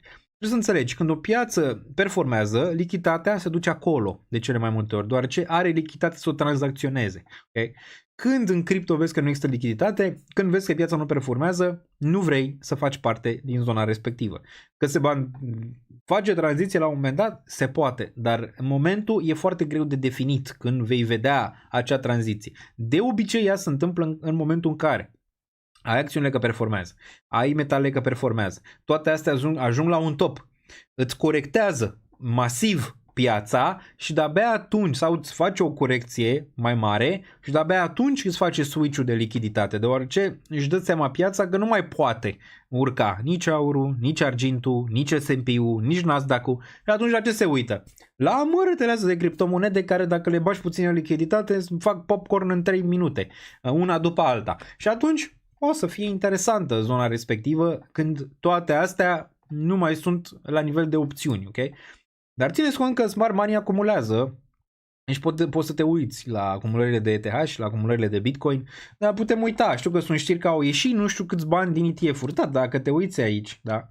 Dacă vrei să te uiți la ce fac banii importanți dacă acumulează Bitcoin și ETH, intri pe ETF-uri și te uiți aici. O să punem și în dashboard, se lucrează. Ok, te uiți aici, da? Te uiți la Bitcoin Spot ETF și vezi aici cât s-a acumulat până acum, da? Deci până acum, în total, de când s-a dat acest ETF, 614.000 de Bitcoin. Ce înseamnă asta? Dacă ne uităm pe USD, 57 de miliarde. Deci 57 de miliarde s-au acumulat pentru Bitcoin în ETF. Te întrebi prețul de ce n-a mișcat? O întrebare excelentă. Poate că au ieșit mulți bani și din Bitcoin pe spot. Sau poate s-au întâmplat alte manevre. Dacă ne uităm aici în ultimele 1, 2, 3, 4, 5 zile, avem numai flow-uri negative și asta pune presiune pe preț. Se poate vedea. Ultimul flow pozitiv a fost pe data de 17, în care a avut 457. Ce nu zice multă lume e că 457 șterge cu boretele vreo 3 zile de flow-uri negative de aici, ok? Dar cumva îți rămâne ideea că ai 5 zile de flow-uri negative aici din zona instituțională. Și ăsta arată roșu, după cum se poate vedea. Okay? Roșu, roșu, roșu, roșu, roșu, roșu. Dar dacă te uiți aici poți să vezi. BlackRock a acumulat până acum 772.000 de Bitcoin. Poate vedea. E destul de clar. Aici au avut niște ieșiri în ultima perioadă, de asta sunt pe roșu, dar overall au 772.000 de Bitcoin. Da? Bun. Îți imaginezi câți bani sunt ăștia? Mulți. Extrem de mulți. Lichiditatea destul de bună momentan aici, dar țineți cont că asta nu reflectă neapărat lichiditatea de pe exchange-uri. Asta 57 de miliarde. Lichiditatea de pe exchange e mică în momentul de față și Bitcoin-ul de pe exchange e mic. Și asta când lichiditatea e mică și supply-ul e mic, îți faci o manipulare de preț de nu te vezi. ETH. ETH. Până acum s-a acumulat ETH 3,2 miliarde și aici ne referim doar la ETF-uri. Aici nu intră cât a acumulat Tom Lee. Ok? Deci doar la ETF-uri. Ia să ne uităm pe USD. Deci la 12,4 miliarde au acumulat doar ETF-urile. Ăsta, Tom Lee, a acumulat cât? 13 miliarde sau când naiba a acumulat? Ne uităm imediat. 13 miliarde în ETH. Și totuși prețul e unde e. Dacă ne uităm aici la ieșiri, mult mai mult aici pe ETH. Se poate vedea. Poate vedea, ultima intrare pozitivă a fost pe 22. În rest, exit, exit, exit. Cine dă exitul ăsta? Putem să vedem aici, Grayscale de cât de cât, BlackRock dau și ei, se poate vedea aici la final de an, dar asta e ceva normal, pentru că vine finalul de an și vrei să arăți bine la final de an și cumva mai vinzi, știi, din anumite lucruri. Și aici în ETF-ul, cine deține acest ETF? Bănci, instituții financiare, clienți cu bani foarte mulți, asta e BlackRock, ok? Dacă vrei să te gândești cine vinde. Că multă lume zice, vinde BlackRock. Bă, BlackRock e doar un interpus între ăștia, ok? E un fond care are 12, 13, 15 trilioane sub stăpânire, dar banii nu sunt lor, ok? Ei câștigă din comision. La fel și Binance, la fel și Coinbase, la fel și toți ăia, ok? Au clienții lor cumpără, vând. Bun, ca să fie destul de clar. Dar BlackRock a luat 12 miliarde. Din cei 12,4 și BlackRock a 12,64 aici. Am avut ieșiri mari din Grayscale. Grayscale 5 miliarde. Deci 5 miliarde în ieșiri aici am văzut, da? Din Grayscale. Și pe de altă parte a acumulat 12, deci mai mult de dublu a acumulat aici BlackRock. Dar în Grayscale ușor probabil va diminua vânzările mergând înainte în ceea ce înseamnă ETH. Deci smart money, în timp ce retail-ul se panichează și nu mai vede capătul tunelului la nivel de performanțe în materie de criptomonede, BlackRock și băieții acumulează în continuare acest ETH sau acest Bitcoin sau alte criptomonede mai interesante. Poate ne uităm în viitor și pe Solana, care,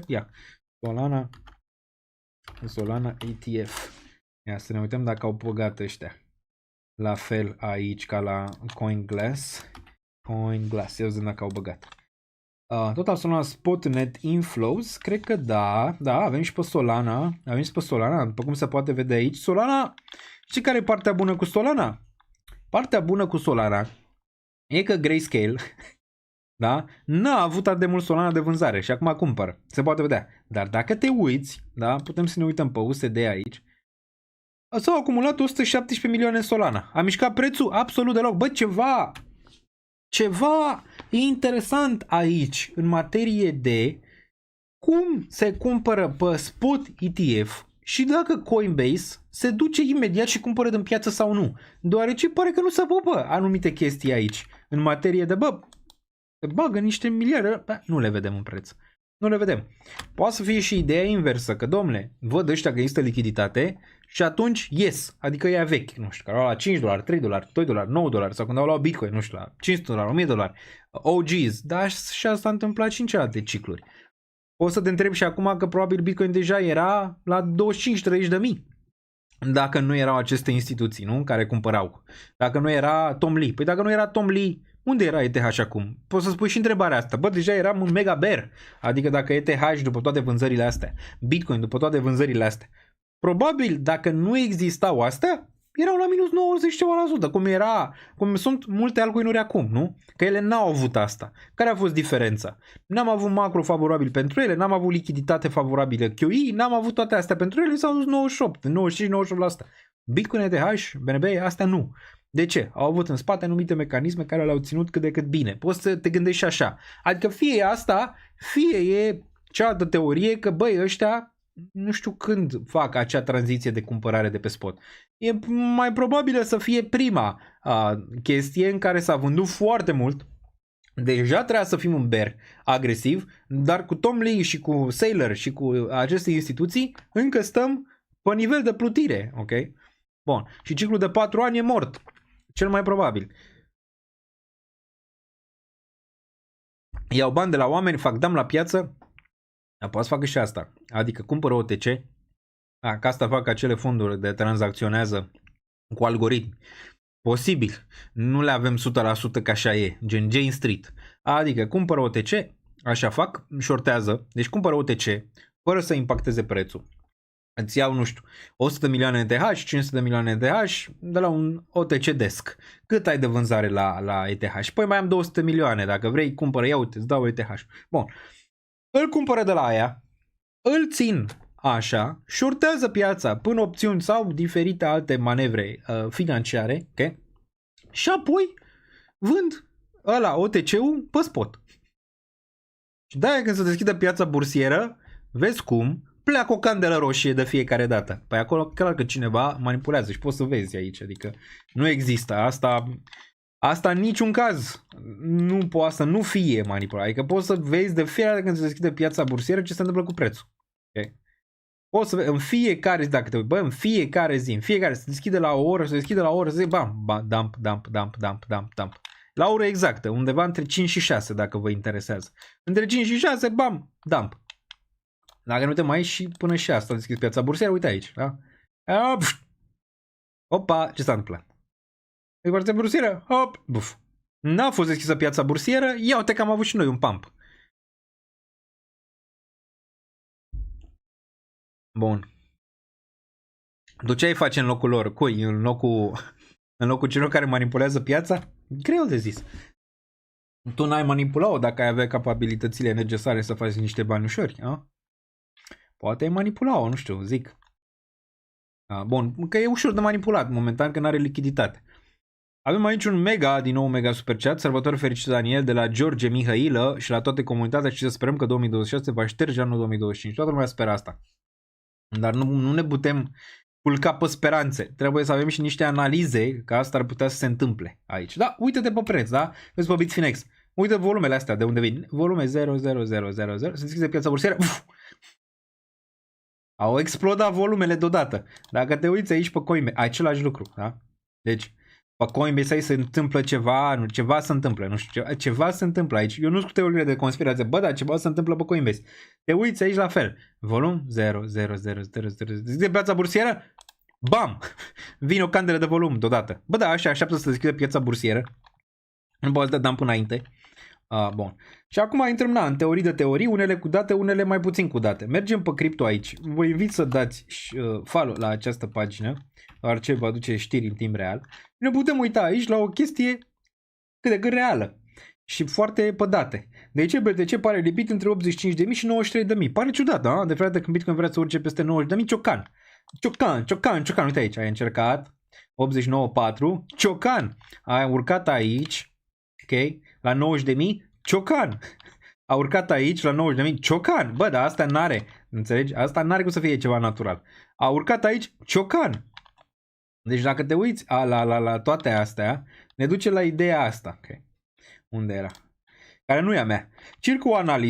Circulă o analiză care vorbește despre un gamma flash de 415 milioane din expirări din opțiuni BTC la final de decembrie. Ceea ce vă ziceam, fac niște chestii financiare, opțiunile, care din punctul meu de vedere, dacă există suficient, vi le fac gratis aici și vi le explic gratis într-un playlist ce sunt opțiunile, nu-s mare lucru de ele. Sunt și niște chestii avansate niveluri de opțiuni, dar în mare parte opțiunile sunt folosite de cei care au foarte mulți bani, nu de cei care au puțin bani în general. Deci sunt niște chestii financiare care sunt cumva involuate față de futures. Înainte de futures au fost opțiuni, ok?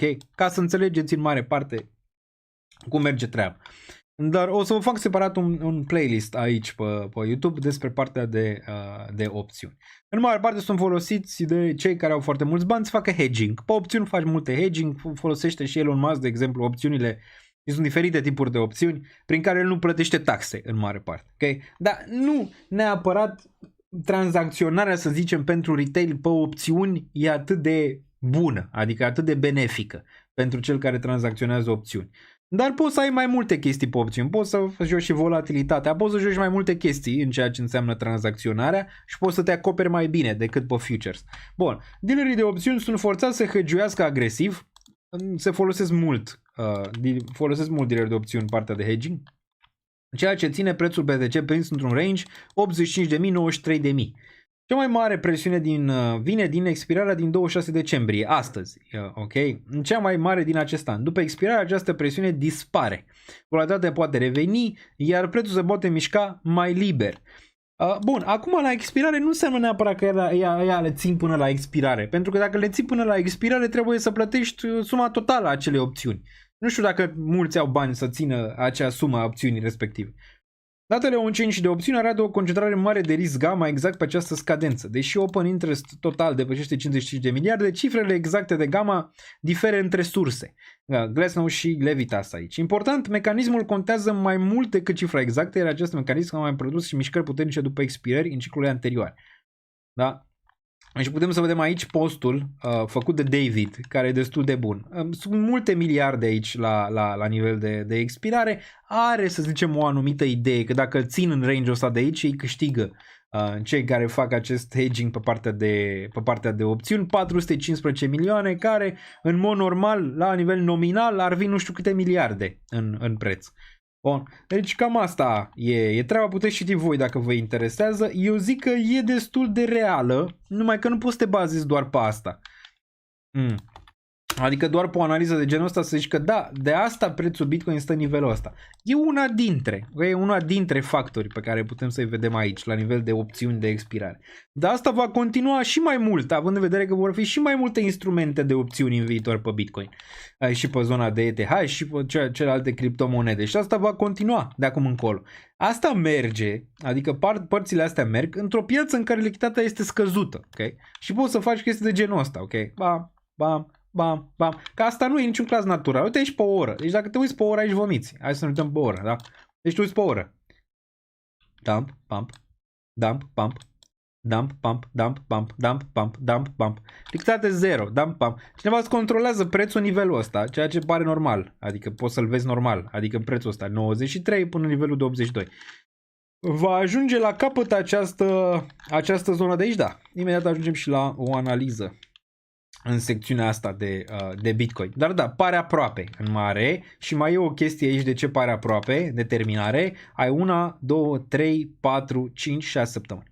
Ai 6 săptămâni la 100 EMA, ceea ce în trecut ai mai făcut. Dacă te uiți aici la cazurile din trecut, ai avut 1, 2, 3, 4, 5, 6, 7 săptămâni și ai avut o evadare în zona superioară după.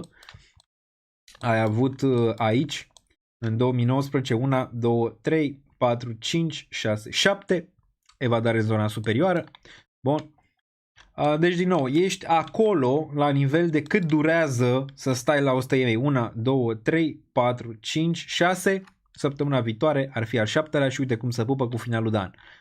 Acum, probabilitatea de aici, sus sau jos, în continuare istoric de la 100 EMA, rămâne în sus în primă fază. Ok, în primă fază.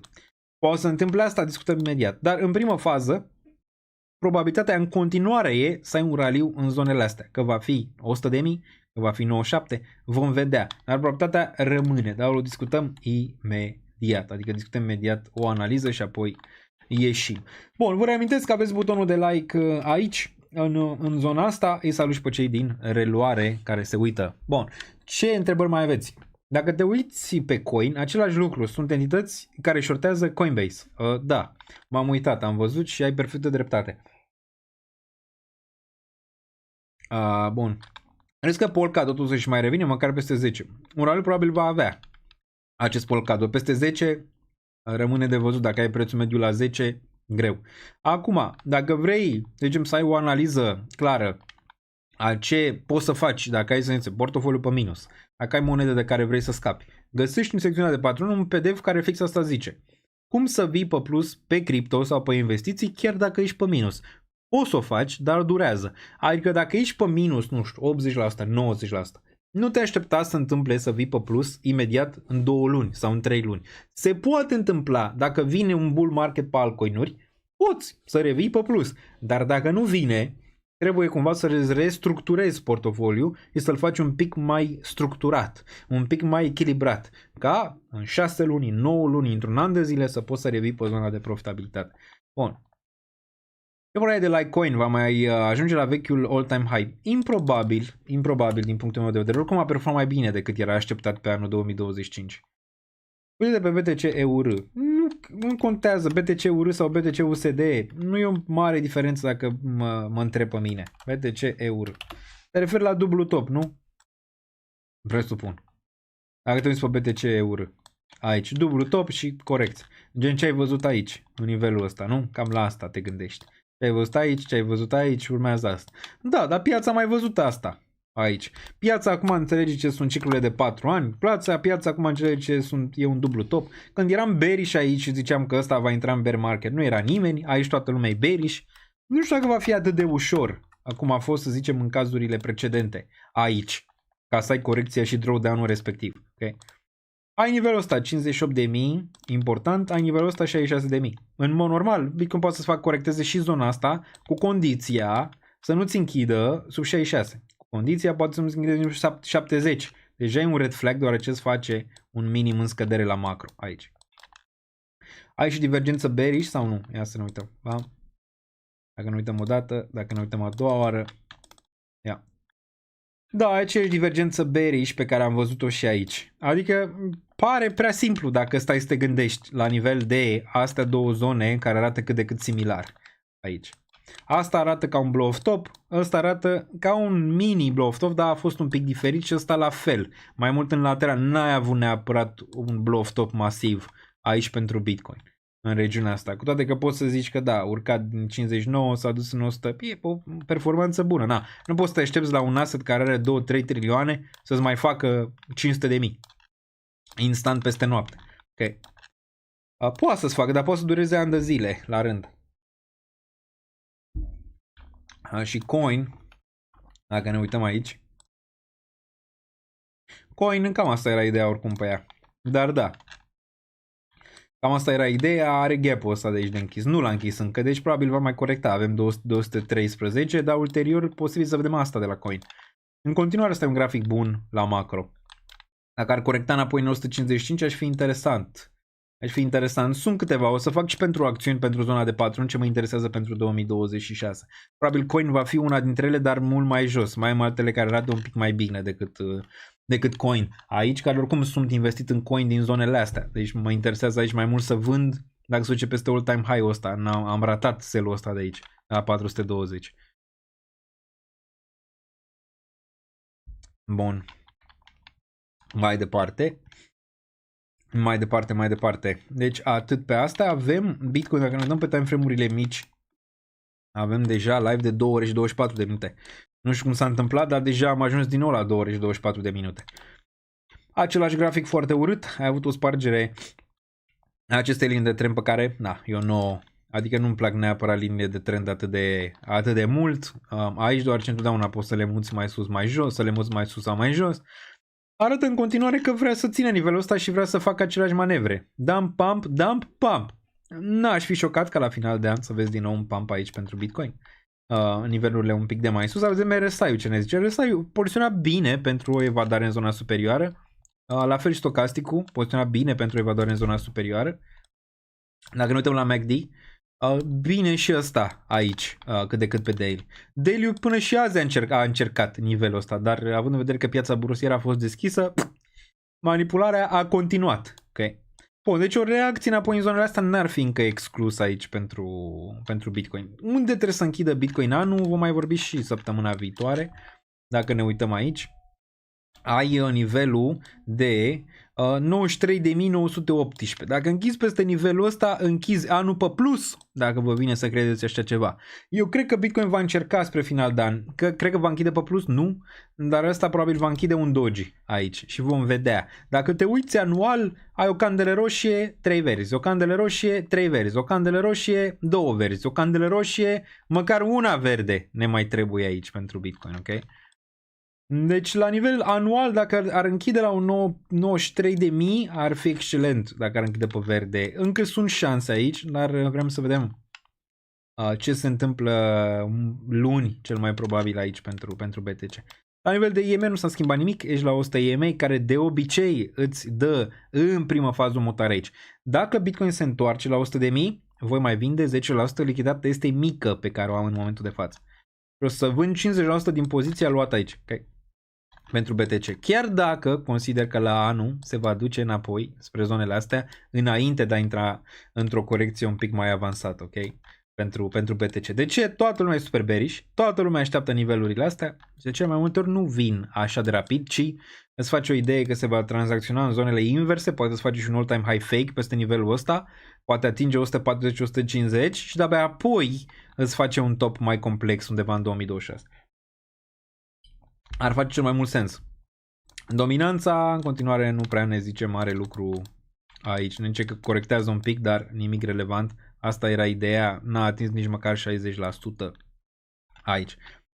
ETH-ul și el mort în păpușoi. Dacă ne uităm la el pe un daily, pe Coinbase. Aici. Imediat. Bun, e sub 100 EMA, tot ăsta are mai mult spațiu de manevră până în 200, gen 2461. Momentan, în continuare, îți încearcă aici niște minime în urcare la macro, bam, inclusiv azi se-a încercat, dar 21 EMA nu pare că poate să fie spart. Bullish peste 3009 și Bitcoin și ETH sunt un trend descendent pe daily, se poate vedea. Pleca de aici, ok? Cu această parabolă negativă și aici încerci o revenire, dar ca să poți să o spargi, trebuie să urci măcar peste 3004 și ulterior 3200. Și atunci putem vorbi în mare parte de o spargere a acestui nivel, ok? Descendent. Dar măcar e o încercare aici față de cazurile precedente în care nu mai în jos. La fel și Bitcoin, timeframe-urile mici, gen daily, în jos. Se poate vedea. Structură spartă aici la 104.000, ai avut aici o capitulare în 80.000 în primă fază și acum stai cât de cât în lateral și încerci niște minime în urcare aici, micuțe. Peste 94.000 putem vorbi de o reversare a acestui structuri. Deci 94.000 recuperat, putem vedea chiar 107, care era un target relevant, ok, la un final de an pe raliu, care momentan pare că nu vine. Dacă ne uităm din nou și ne întoarcem la ETH aici, întrebarea imediat înainte să ne întoarcem la ETH și Bitcoin. Mai poate să facă această structură aici? Da, și dacă o face, voi fi cumpărător pe un swing, cel mai probabil, o poziție de swing. Voi face update și la ce am tranzacționat anul ăsta. Am pierdut prima poziție de tranzacționare acum câteva săptămâni pe ETH după vreo 2 ani și ceva. Și aici mă refer la un stop loss, nu altceva. Doar să fac update și la asta la final de an. Bun, dacă ne uităm aici 74.000, dacă îmi dă asta, dar nu cred că se va întâmpla anul ăsta, maxim anul la început de anul viitor, adică anul ăsta nu văd așa ceva. Dar dacă va da asta, aici mulți vor fi prinși din punctul meu de vedere. Și atunci ce zici? Dublu top sau dublu subsol în regiunea asta? Okay. Dar dacă va da, voi fi cumpărător mai ales sub 7774. Nivelurile astea deci pentru Bitcoin, deoarece cred că va fi o capcană întinsă urșilor la început de an dacă se va întâmpla asta. Pentru ca ulterior să-ți strige nivelurile de 55.000, iar Bitcoin pe urmă să-ți încerce o remontada spre all-time high. Deci dacă ar prinde Bitcoin nivelurile astea ar fi excelent, dar momentan vom vedea. Tot consider că în primă fază vom vedea o mutare în zona superioară și apoi vedem dacă dă acel fake out aici. În zona asta. Asta ca să fie clar că nu zic niciodată dacă crește scade. Că nu-mi plac analizele de genul ăla și nu mi-au plăcut niciodată. Bun. ETH, ca să ne întoarcem pe el, o să ne concentrăm mai mult pe analize săptămâna viitoare. Bun. Mergem aici la nivel de 4 ore, mergem la nivel de weekly. Weekly nu arată nimic, absolut nimic. Dacă ne uităm pe RSI, arată ca la Bitcoin, chiar când ne-am uitat pe el, adică o încrucișare în zona de jos. Poți să observi că aici a mai fost în martie, ăsta a fost oricum în zona de bear în martie. Aici ăsta ar putea fi numit un minim în urcare dacă menținem nivelul de 38. Dar momentan pare un pic arcuit în zona de jos și n-aș fi șocat să mai fac o mutare de genul ăsta până la o remontada. Dar din nou, dacă RSI-ul vine sub 39 până nivelul de 31, din nou nivel de buy, iar e foarte posibil ca să vedem aici o nouă oportunitate pentru ETH sub 2500 dacă se va întâmpla. Momentan tot cred că nivelul ăsta până la urmă va ține și vom vedea o nouă încercare poate spre final de an aici. Unde trebuie să închide ETH pentru a închide anul pe verde? Ai avea nivelul de 3327. Greu? Nu e greu. Poate să-ți facă ETH un 10% într-o zi aici. Un 14% are nevoie pentru a închide. Zicem pe verde. Nu e mult, dar având în vedere reacțiile din ultima perioadă, e mult, ok? Să-ți facă până în 200 moving average aici, ok? Nu cred că va putea merge să închidă acolo, ci cred că mare va încerca poate 3180, poate 3300, poate 3300 în cel mai bun caz spre final de an. Volumele slabe în continuare pe ETH și inclusiv pe Coinbase, nici sellerii nu mai sunt ce au fost. Dacă e un lucru bun aici de văzut și pe Bitcoin și pe ETH este MACD, care cumva ne dă o idee că short squeeze-ul se va întâmpla și o chestiune de timp. Adică nu e neapărat dacă, ci când se va întâmpla. Dacă vedem aici 1, 2, 3, 4. Ai 4 săptămâni în care sellerii n-au mai împins similar, s-au încercat, dar totuși n-au putut să ducă prețul mai jos. Ei au încercat, au dat, dar n-au mai putut. După ce ai avut multe săptămâni de sell aici. La fel și pe Bitcoin. De asta cumva în clean final de an mai bun din această din această idee, plus ideea cu 7 săptămâni la 100 EMA. De săptămâna viitoare, pregătiți-vă de ceva volatilitate. 1, 2, 3, 4, avem și 4 săptămâni aici în care sălării au tot împins, dar n-au mai reușit să ducă prețul în zonele alea, iar dacă te observi pe Bitcoin, ești în zone grele. Ești în zone grele pe MACD, adică în zone în care poți să te aștepți la un reversal iminent din zonele astea. Okay? Iar shorții devin din ce în ce mai calmi. Și când sunt shorții calmi, nu e de bine pentru ei. Iar dacă te uiți la MACD-ul pentru ETH, din nou și el este foarte, foarte agresiv în zona de jos, dar sellerii nu mai sunt atât de wow. Deci, concluzia din punctul meu de vedere, lucrurile arată rău aici. La nivel de daily, la nivel de weekly, nu atât de rău până când la weekly pe Bitcoin nu spargi nivelul ăsta, nu ești în trend descendent până când nu spargi 74, 75, adică nivelul ăsta de aici. Dar arată rău la daily și de obicei când arată așa de rău la daily, shorții shortează și atunci ai un short squeeze pe piață. Vedem dacă asta e ce se va întâmpla, dar asta e probabilitatea mea și asta e analiza mea văzând piața în momentul de față. Vom vedea săptămâna viitoare ce se va întâmpla cu piața, dar săptămâna viitoare probabil vom vedea volatilitate spre final de săptămână, spre final de an. Spre final de an și 2026 va începe cu volatilitate cel mai probabil. Bun, USDT.de ce ne arată aici? Am aflat cine sortează, CME, dar CME poate să facă și hedge, după cum am vorbit mai devreme. Nu știi neapărat câte din acele poziții sunt de short și câte sunt de hedge și care e play-ul de fapt. E foarte greu, de asta în aceste îmbârligături de opțiuni, CME și toate astea, e greu să înțelegi ce poziție are o entitate, ok? Față de astea din cripto care au doar spot, short, long, înțelegi? E mai dificil de văzut care e poziția reală, e mai greu de definit dacă sunt short sau long în final, având în vedere că au anumite instrumente prin care pot face hedge, adică e foarte greu de definit, ok? De asta nu sunt atât de vizibile. Ai văzut cât de vizibile au fost? Și a fost un caz rar atunci în 2020 cu GME. Acolo a fost un pic mai vizibil, dar nici acolo nu erai convins care era play-ul și nici acum nu ești convins care de fapt era play-ul și cine la început. Dacă te uiți din trecut, Michael Burry discuta cu Roaring Kitty mult pe ideea asta. Deci nu cred că s-a întâmplat natural.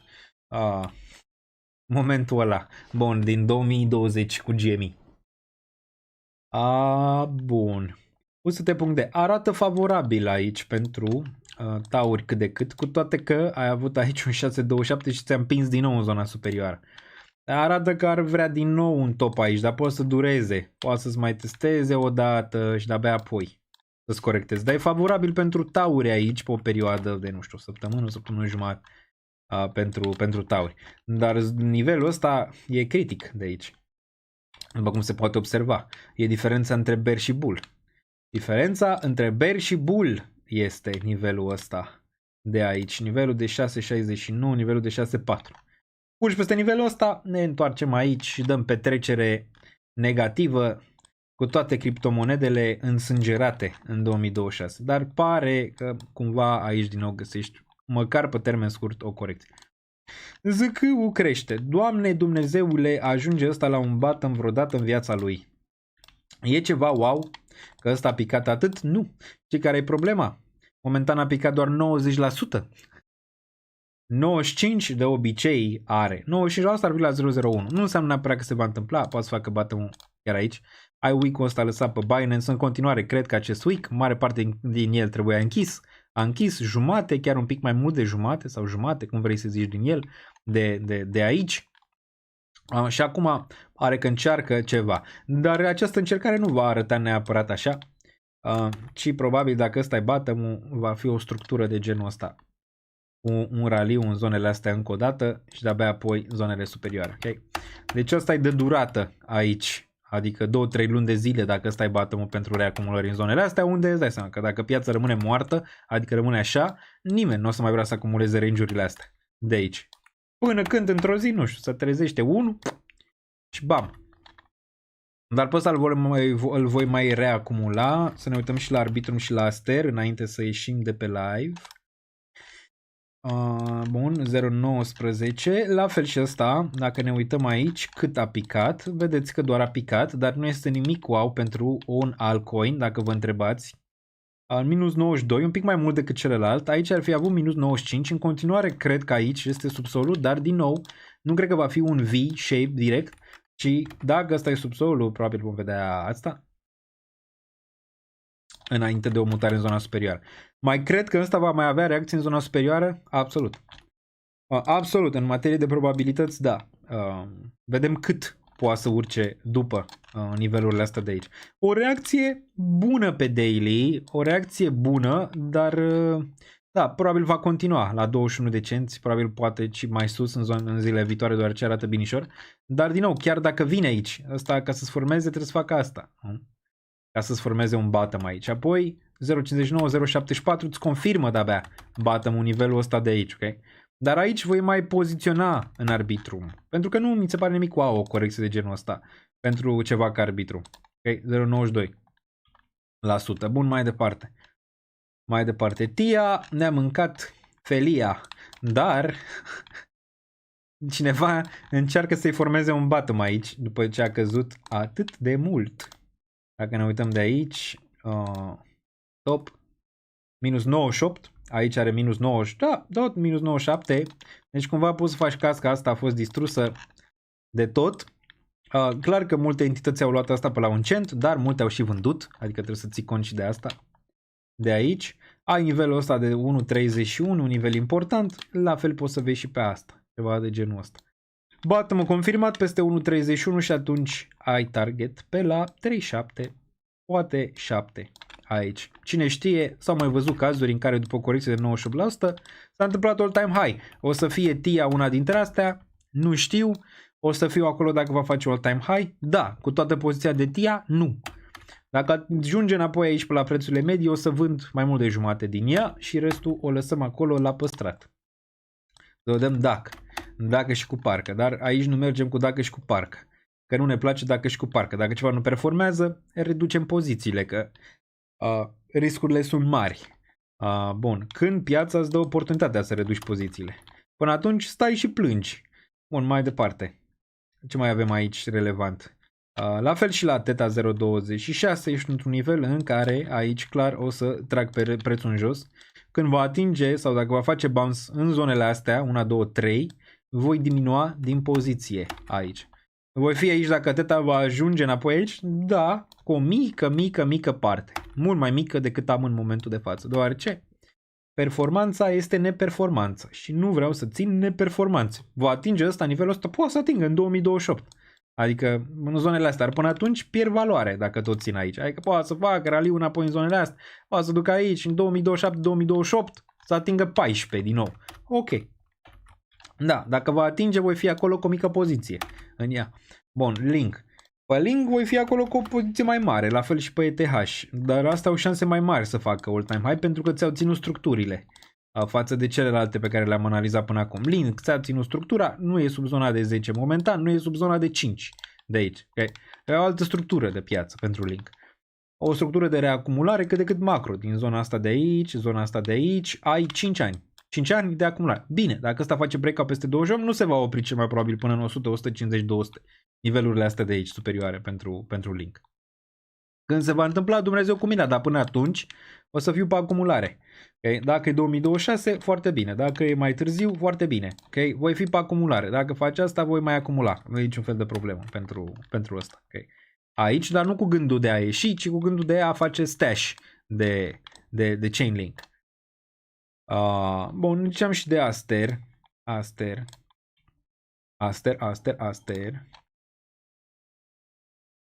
da, o reacție bună de aici. O reacție bună din zona asta. Zona asta care era 65,054, unde era următoarea zonă. Dar e riscul mare, este, desigur. Ai doar nivelul ăsta. Pică nivelul ăsta, nu știi ce se mai întâmplă de aici. Totuși, partea bună e că se recumpără moneda, se recumpără. Îl ai poziții în spate, îl ai poziții în spate. Are lichidate. Bă, dacă Aster nu prea mai are. Știi, nimeni pe Binance. Dar momentan n-ai. După cum poți să vezi, aproape e mort. Va rămâne mort? Nu cred. Cred că aici poate fi o oportunitate pentru risc. Pentru risc. Link mai așezat, Aster mai neașezat în materie de cum vrei să te așezi un risc. Poate să întoarcă la all-time high ăsta? Absolut. TIA? Nu prea. Deci TIA nu prea. Adică poate să întoarcă și aia, dar probabilitățile sunt mai mici decât la Aster să întoarcă la all-time high. Okay? Aster probabilitate mai mare să facă all-time high. De aici. Pengu. Probabilitate mai mare decât TIA să facă all-time high. De ce? Nu e sub nivelul ăsta. Nu e nici măcar sub nivelul ăsta momentan. Deci îți ține un range cât de cât. Da? S-a făcut bam, bam, bam, bam, bam. Mai bine ți un risc în ăsta sau în Aster decât neapărat în TIA. Dacă vrei să fii cumpărător acum. Asta zic. De așa ceva. Dar nici ăsta nu ți-a confirmat un bottom, de exemplu Pengu. Dar ți s-a întors și a dat înapoi foarte mult. Dacă ne uităm de aici, 81%. Aici îl face minus 89 în nivelul ăsta.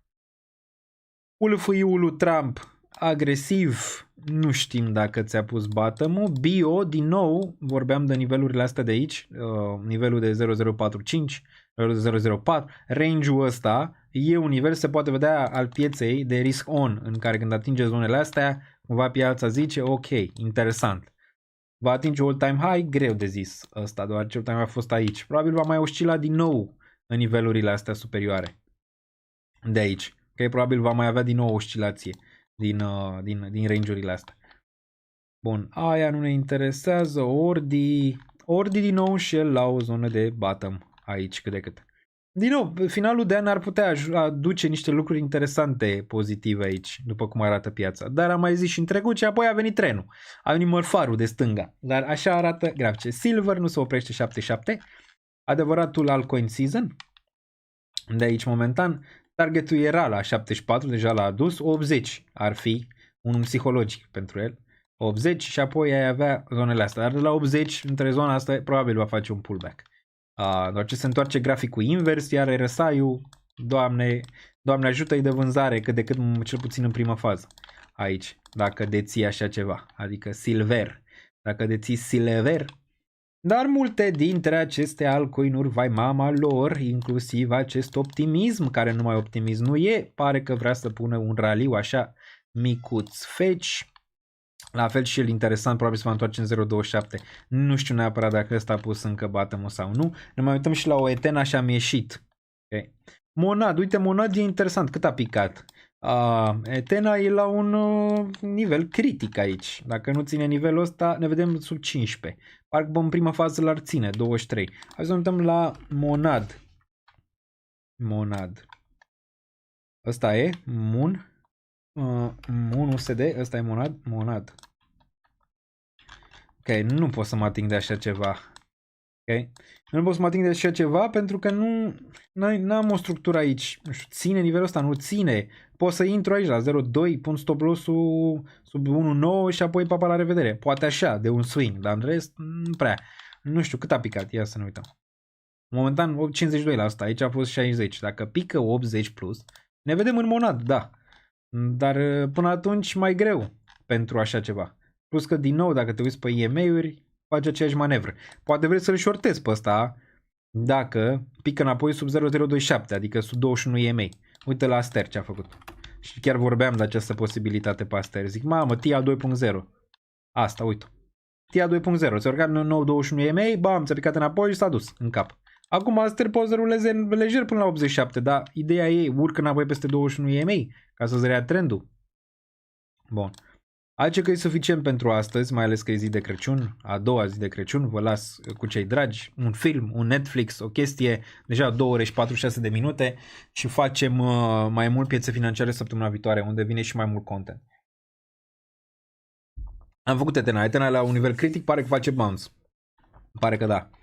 Pare că piața a pregătit un mic raliu aici și pentru criptomonezi la final de an și pentru criptomonezi, inclusiv Bitcoin pare că vrea înapoi să-ți recapete 88-89 de mii în nivelurile astea de aici. Poate îl vedem chiar mai sus săptămâna viitoare. Și dominanța pare că vrea să pice. Deci, din nou, ar putea să fie un final de an cu bubuială. SUI, nu mă gândesc să reintru în SUI cu poziția vândută până când îl văd sub 1. Nu s-a schimbat nimic aici pentru SUI. Nu pare în continuare că și-a atins nivelul. Ar fi sub 1, da? Sub 1, atât, sub 1. Iar RSI-ul plânge în continuare de zona asta.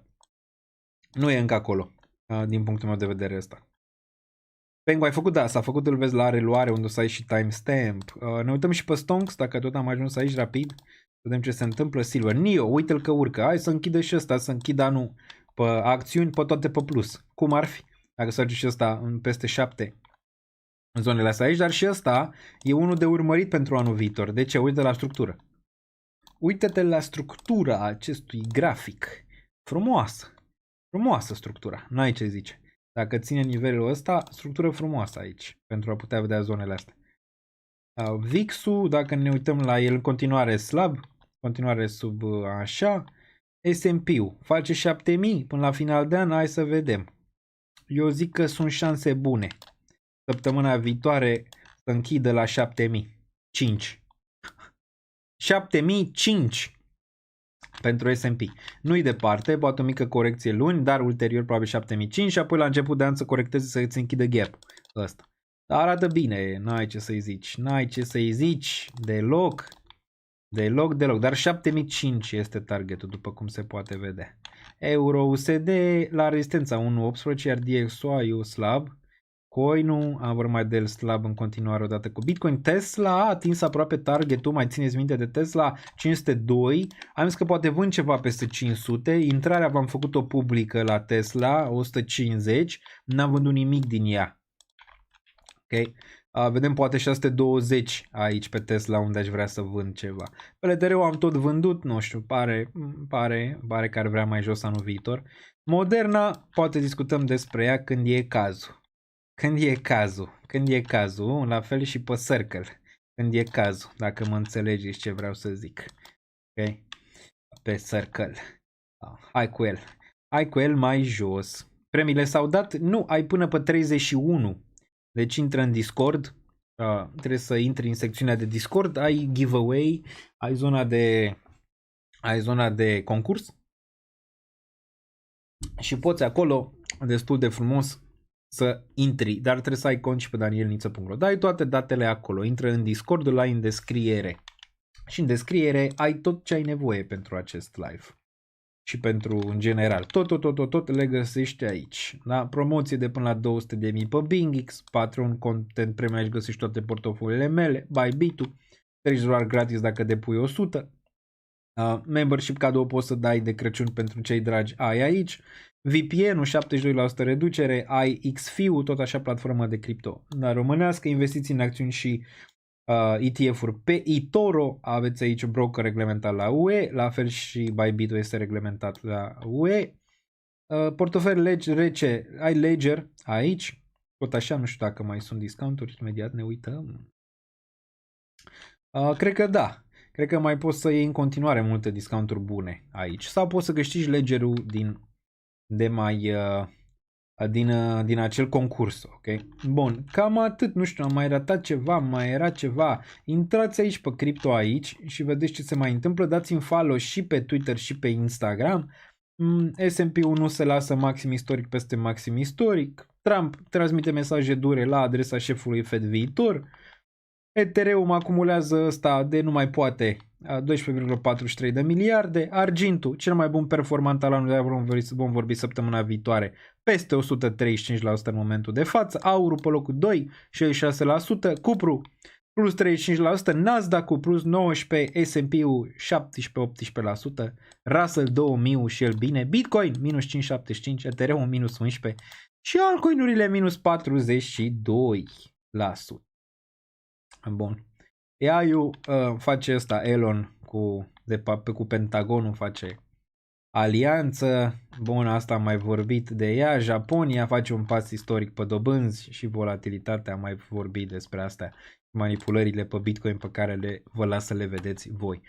Cam atât pentru astăzi. Ne auzim în următorul Stay Safe Much Love. Intrați și în Discord în caz să faceți parte din concurs și ne auzim și săptămâna viitoare. Până data viitoare, Crăciun fericit, sărbători fericite și un an nou extraordinar de bun, mai bun decât 2025, măcar cu un pic. Much love!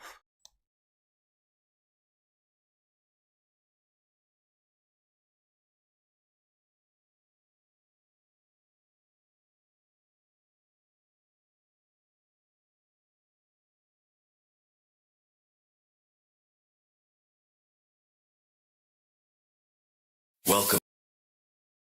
With the law.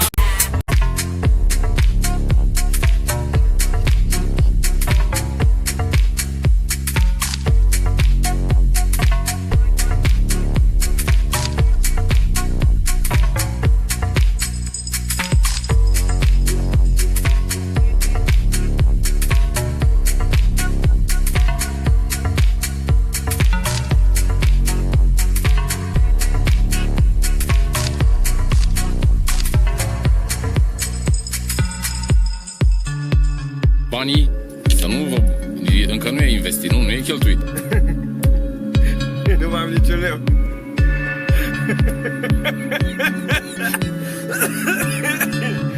Nu mai am niciun leu.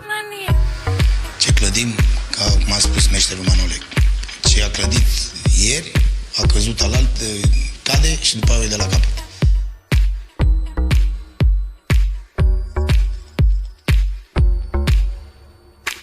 Două întrebări pe bună seara și...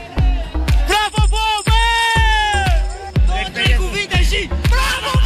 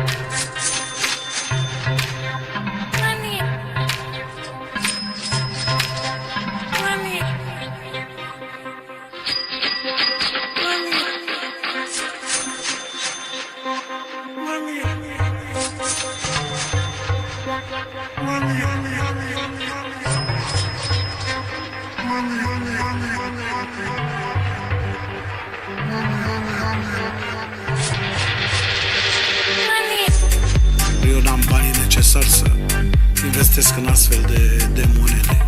Eu bag cardul, scot milionul, îmi cumpăr ce am de nevoie și atât. Nu mă pricep cu criptomonede și cu astea. Pentru un lapte bătut și un sandwich mi-ajung ce am.